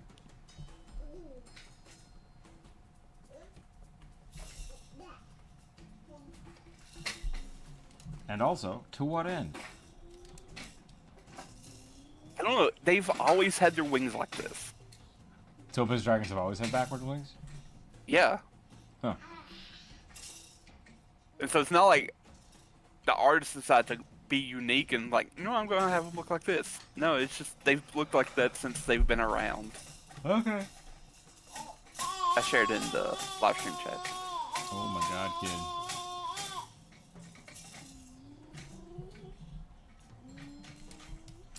I'm not a big fan of what I just did here with this hood.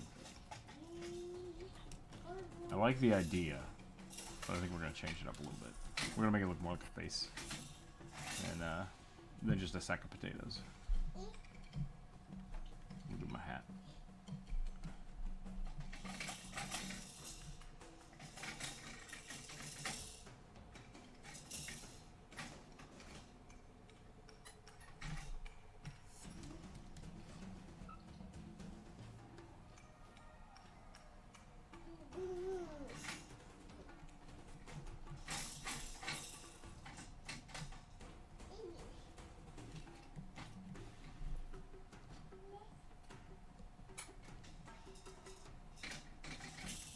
Drew everything in blue today.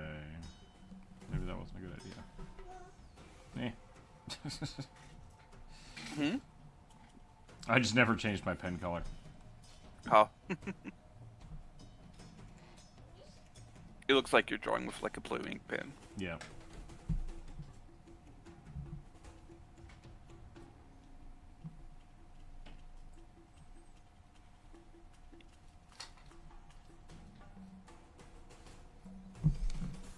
Plane Hopper Jotunborn.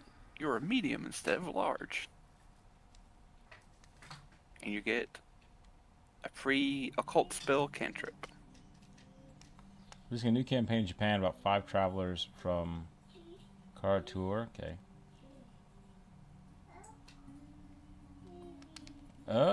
Interesting. That could be fun. There's, I don't. Yeah, I guess I don't have many opinions about it.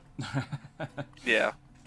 We've been out the Wizards of the Coast looping for a good hot minute. Yeah. I used to be really good at keeping up with all the stuff, and I just stopped seeing stuff from it. I read Tour and I was like, is that one of the Magic the Gathering places, or is that like D&D Japan? D&D Japan. Okay. Had lots of issues. Did it? Yeah. Because it like originally came out like in the 70s. Oh. And then they did like I think a 3rd edition supplement for it. Maybe 3.5, I can't remember. But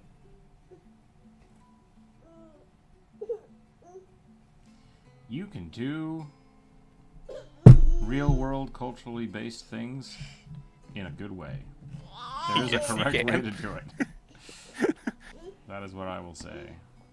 yep, it generally involves people hiring people to either write who know either that culture Whoa, or kid. from that culture. What's going on? Do you need some milk? Do you need milk? But like Yeah. that is kind of the issue with it is Kartor is supposed to be like East Asia, Okay, but it really is just Japan with a little bit of Chinese stuff sprinkled in. gotcha. I'll be right back. My kid needs some. Alright. Kid needs some food. I want to finish this, but I'll be right back. Give me a second.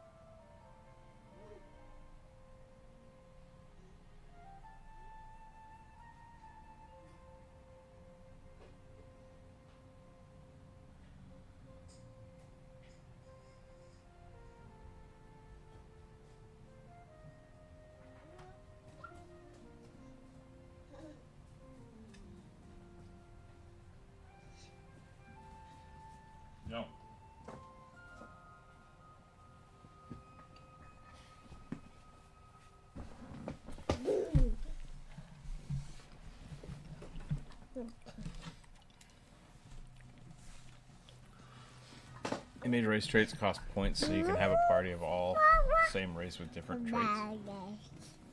Okay. Yeah, 2E does that. I've used it's not point based. It's just level based. So Yeah. you pick one of like 3 or 5 races at level 1, and then you can pick them again at every 2 levels or something, 3 levels.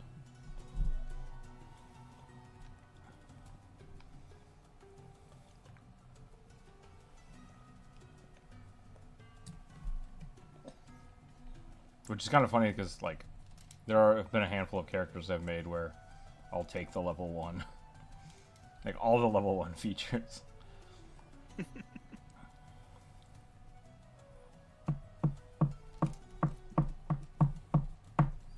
Kind of a big fan of, like, the Ancestral Paragon feature thing. Where you can take Ancestry feats at every odd level. And you get an extra one at level 2. Not level 2, but level 1. That's cool. I haven't tried that yet, have I? It doesn't work super well with like some of the older ancestries that just don't have a lot of feats. But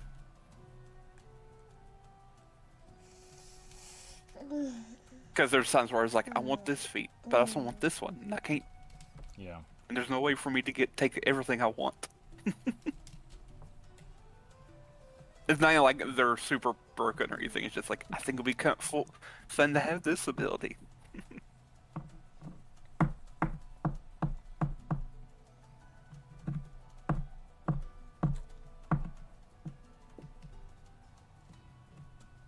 Play multiple characters.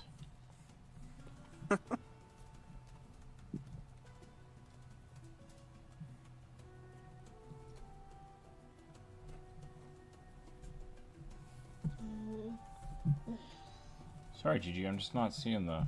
I'm only seeing the redacted stuff. I don't know what's going on there. Yeah. I don't know if I'm just too late to read them or what. Well, they were there, but they just deleted them. Okay. It was about the D&D stuff.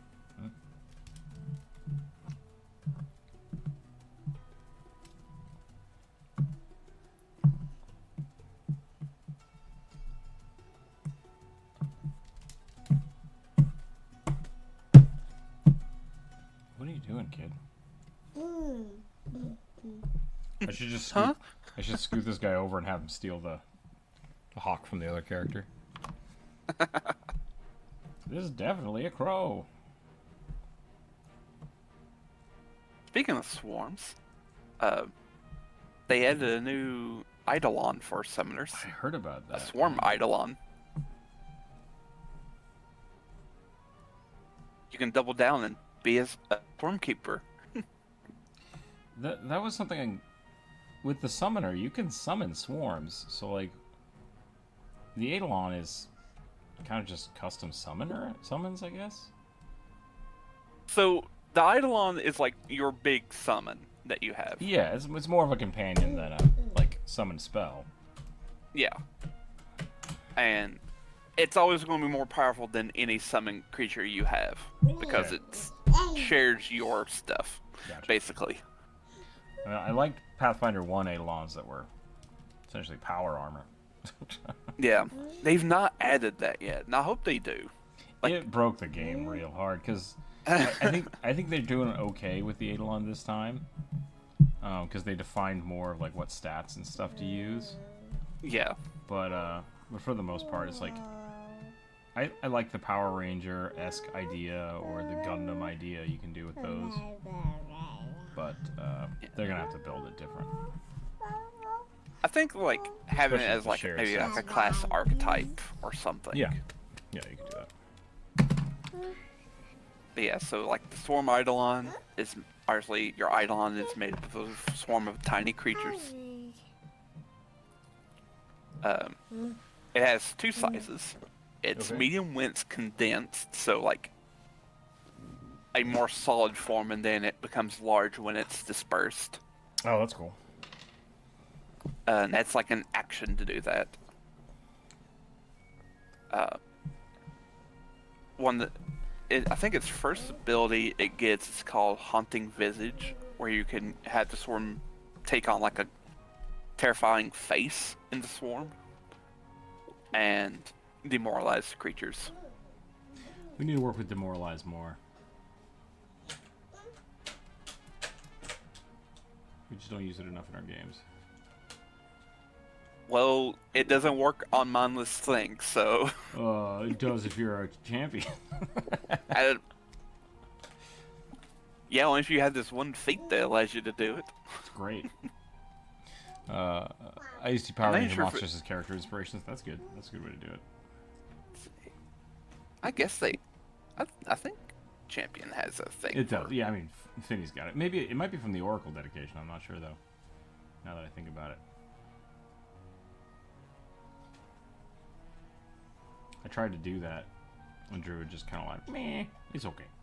It's like, I want to scare him. I want to scare the undead.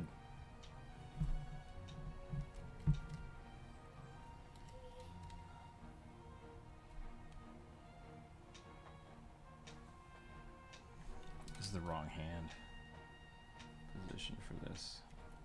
Yeah, because like I know the cleric has like turn undead or whatever it's called. Yeah, turn undead is good.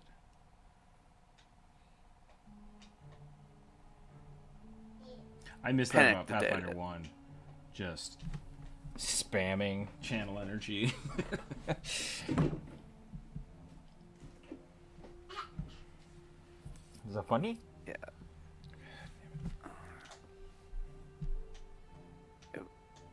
It's a level 2 feat for clerics. When you use your heal spell to damage undead, any undead that fails its saving throw is frightened 1.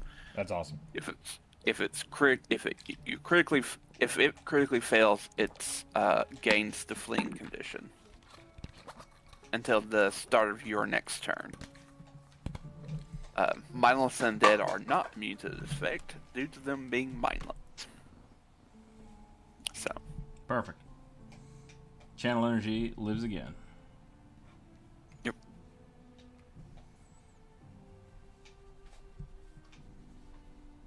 I love Pathfinder 1 Cleric.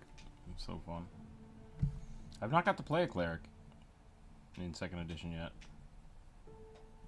Every time I think about doing it, someone else does it. I was like, okay. You can have 2 clerics.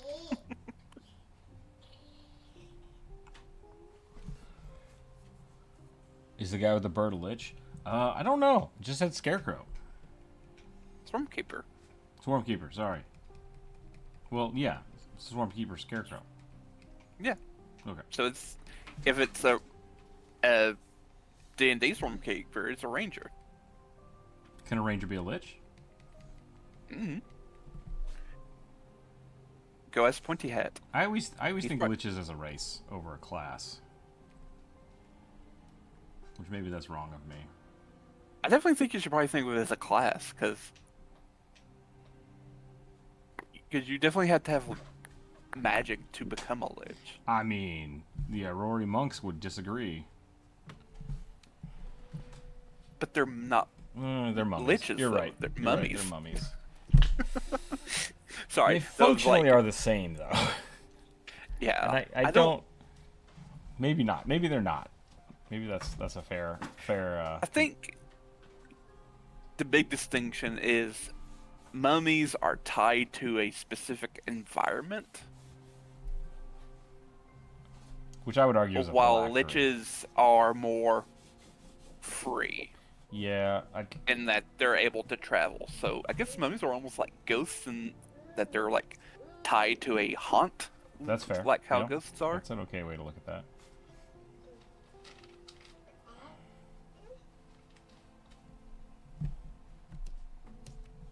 It's also like, I feel like a little bit harder to kill mummies. Just because like they will reconstitute. Like, because they're like tied to an environmental It's hard thing. to destroy the thing that's tying them there. Yeah. Because it's not like they have a phylactery or anything. Right. Like, conventional phylactery. Mummies are a kind of vampire. You could argue that. You could argue that. Or vampires are a type all of mummy. undead or everything. Are undead spellcasters liches, or do they need a phylactery to be considered a lich? They should need a phylactery to be considered a lich. Otherwise, they're just an undead sorcerer. Or wizard, or whatever. Yeah. Because the phylactery kind of defines the lich. The lich has unbound its soul from its physical body, but because of that, it needs an anchor in the material plane, i.e., its phylactery. Otherwise, Pharasma is just going to come and snatch it. Alright.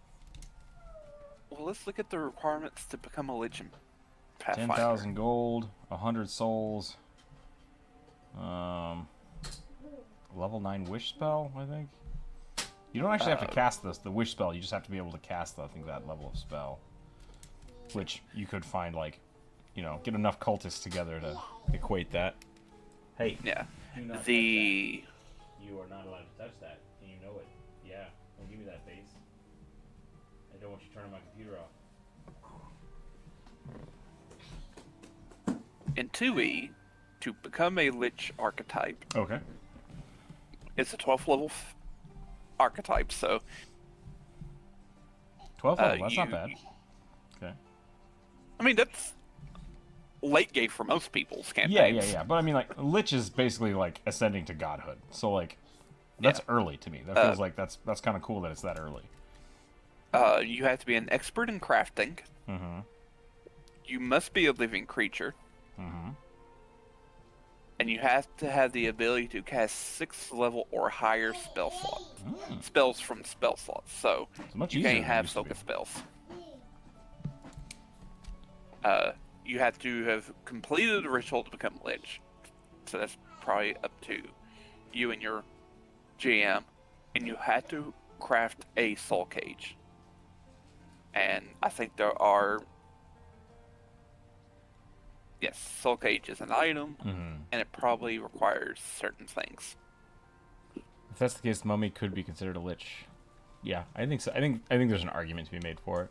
I saw your drawing of the one-armed lich. I drew exactly the way I described him. Thank you. Yeah, no problem. That one was fun. We weren't sure like if he had replacement arms or not, so I just made him a ghost, which I think was a cool idea. Undead is the race. The title of the class: Undead class, Mummy class, Lich, Vampire. I mean, Lich we could just say it's a template, and you can really slap it on anything. Yeah. That might be a better way to describe it, but because that's also like how the undead archetypes kind of work. They're almost like templates for players. Yep, you gain the undead tag or whatever now. Yeah. Because you can become a ghost, a lich, a mummy, vampire. My favorite, a ghoul. You say that. Have you ever played a ghoul? No, I've always wanted to. They're fucking terrifying. Terrifying and gross. But also, I have a hard time playing evil characters, so... Yeah. They get some kind of cool feats. Devour somebody's face to regain health.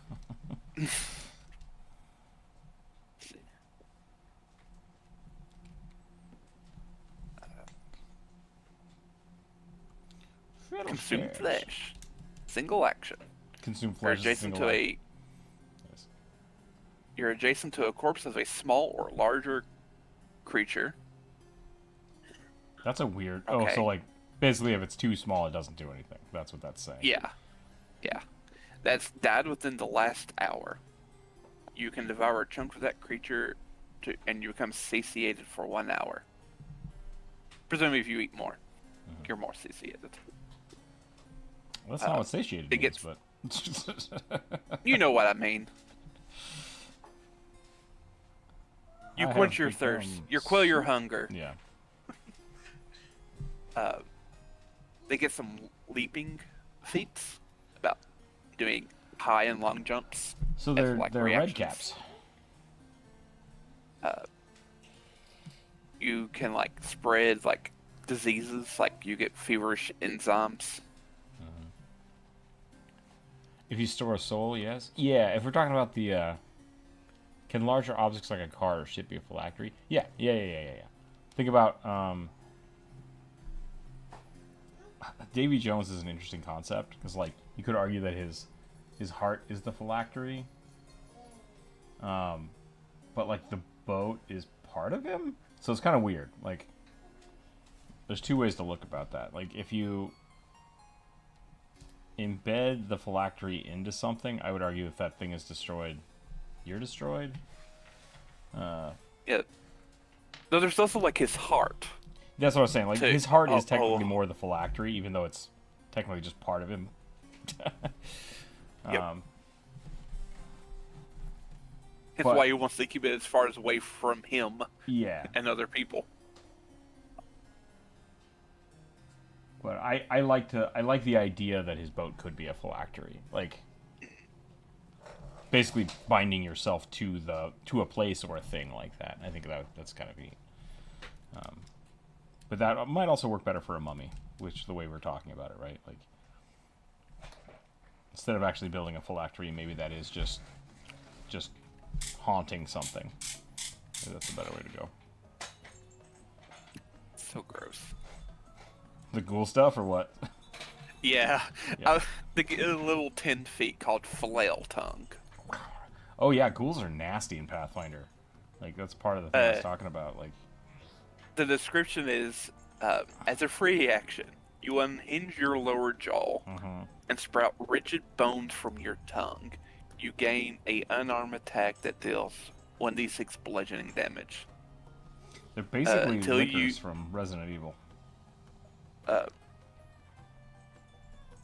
Until you use an interact action to reset your jaw and retract your tongue, you can't make jaw strikes. But your flail tongue is in the flail group, and it has the disarm and sweep and trip traits. So it's just it gnarly. I think that kind of stuff is something else that we've not really dealt with. Copy image. Hold on a second. Well, I wanted y'all to fight some ghouls at one point, but I've never got around to it because there's not ghouls that's appropriate for y'all's level. At least at the time there wasn't. I really like the idea of... oh, that one has goat feet. That's weird. What has goat feet? The image I posted. Oh. Cool. Got goat feet. I really like the idea of attacks like that, where you have to actually, like, unhinge your jaw, or the, not Trent. What are the little tree people that I'm playing? Leshy? The Leshy, yeah. The Leshy can, like, hyperextend their arms to get reach for a turn, so long as they're attacking with both hands. I like that. We don't talk about that being weird enough. Just like, oh yeah, that guy just unhinged his jaw and ate that goblin. It's like, yeah, that's fine. Like, that's whatever. I will say, you're the one who has weird things like that, so... Yeah, and when I say I, like, lash out 15 feet, people are like, yeah, that seems fine. That seems normal. It's like, no, come on, be weirded out. Let's have a conversation about it. You're a plant critter. What else are you going to do? I don't know. It's just, everyone's just so comfortable with with fucking weird shit in this game. Can lycanthropes and lupins not eat chocolate because it's poisonous to them? Typo. We've talked about this a little bit. Like, someone was saying that the only two ways to kill a werewolf is with silver bullets or chocolate. And while I think that's funny, and, like, the lupins, sure, absolutely, they're dog people. I assume the curse is, you know, they don't get dog weaknesses, right? They just... Yeah. I was gonna say, there's also wolfsbane that you can use to poison wolves. Not wolves, but werewolves. That was the other half of the campaign that we didn't do. I would have sent you guys so off disappointed. on a whirlwind adventure to try to find unique wolfbane to cure everyone's lycanthropy, but No one got infected. Nope. Another time. Another time. Take the game cartridge out, reset it, Yep. put it back in. That was a big bonk, kid. You alright?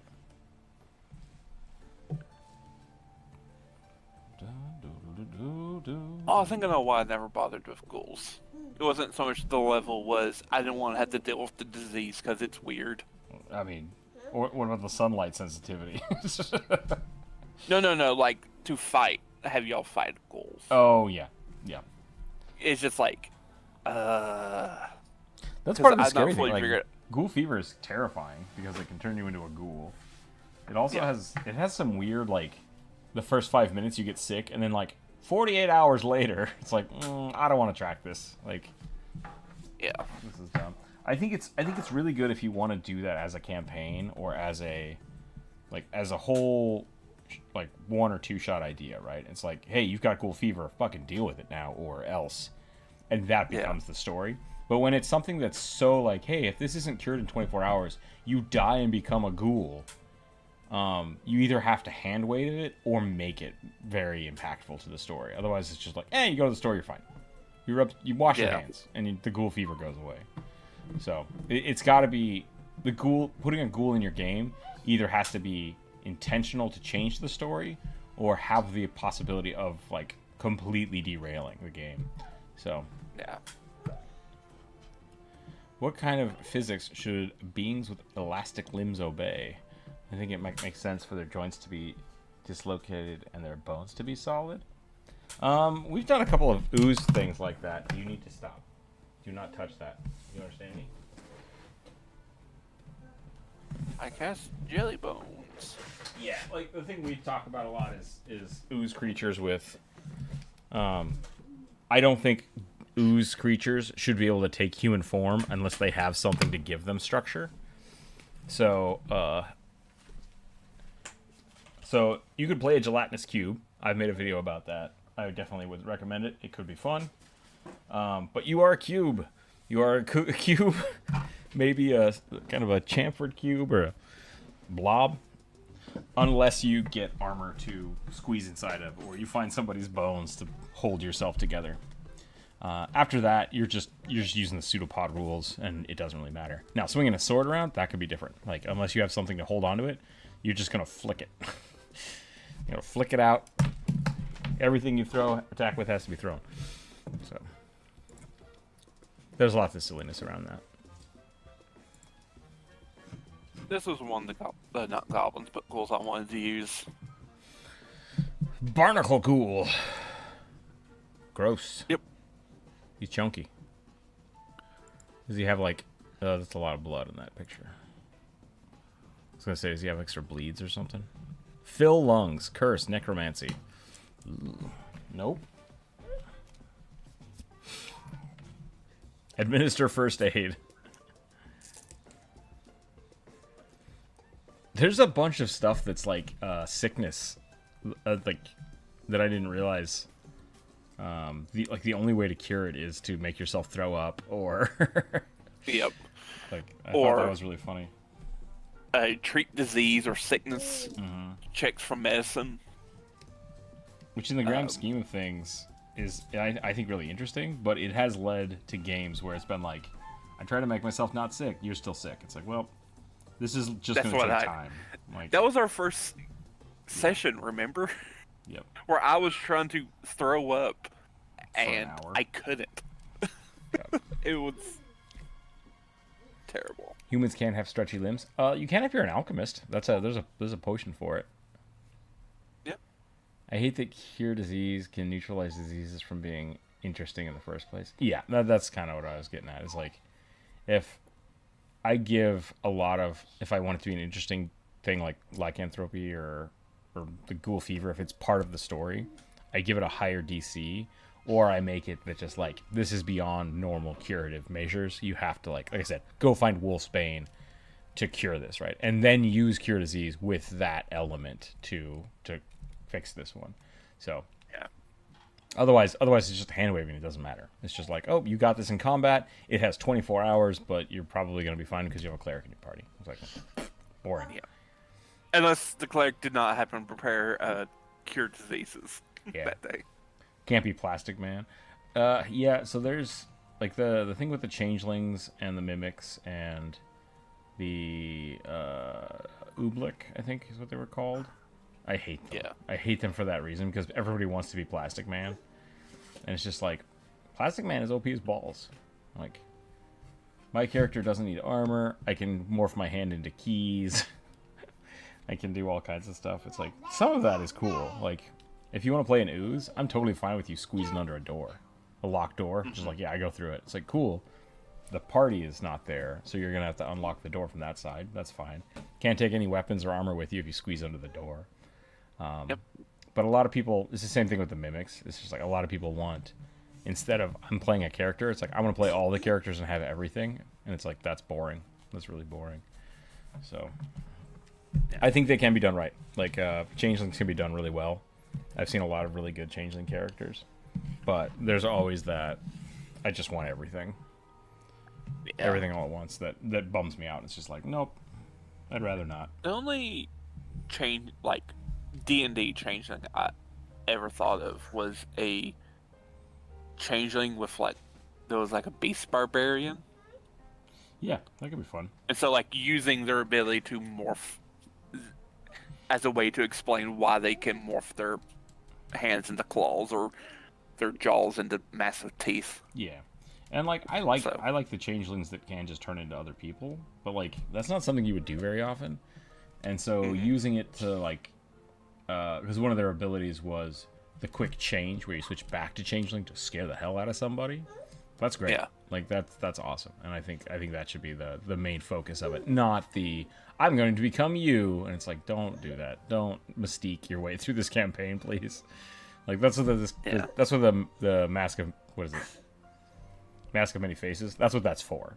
Like anybody can have that. Just get the Mask of Many Faces and build a real character. So yeah, I feel like the type of thing they should result in a side quest. Exactly. Yeah. Yep. I will say, the ability to quick change to like scare people, they got rid of it. It was a playtest only thing, and they didn't bring it into print, which was so dumb. In I 5e? Yeah, it was only in the playtest.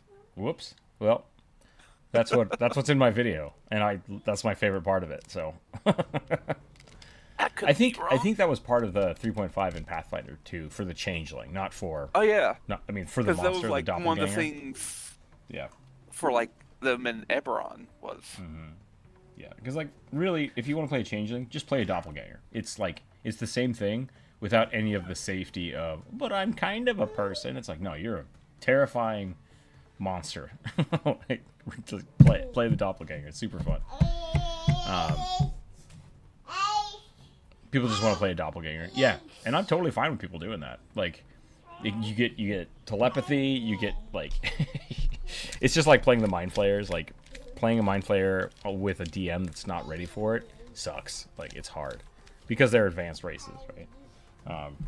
But if you do it right, it can be a lot of fun for both DM and player. So, I'm totally fine. Did not want players to play them, so they're like, no, you can't have your. When you're making this setting, you can't have them be doppelgangers. He's like, fine, I'll make them half doppelgangers. Exactly. Yeah. It's the same thing with like the half orcs, and it's like just play an orc. There's nothing wrong with playing an orc. Like you don't need to be a half elf. Just be an elf. It's awesome. Yeah. So. Okay, I think I'm done for the day. I've filled the page. We've drawn many a good thing.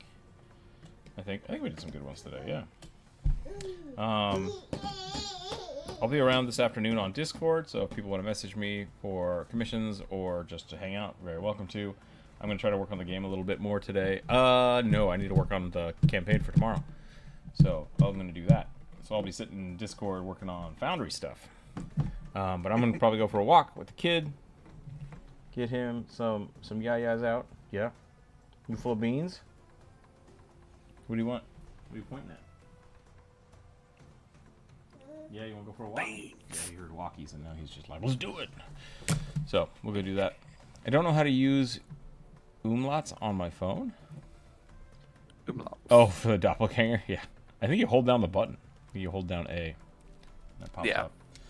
But yeah, so I'll be around. I'll be around this afternoon. I think in Discord. So come hang out. We'll be back next week. I believe Wednesday I have a meeting. I think it's Wednesday. No. Oh, that's weird. Yes, it is Wednesday. So Wednesday's stream will probably be late. It might not be until 2 in the afternoon or so, but we'll still do that, and then Friday we should be fine. So otherwise, stay happy, stay healthy, keep your dice on the table. Thanks for hanging out, everybody. Welcome in the new people. Corvus, thanks for hanging out as well. And we'll catch everybody later. Bye. Bye.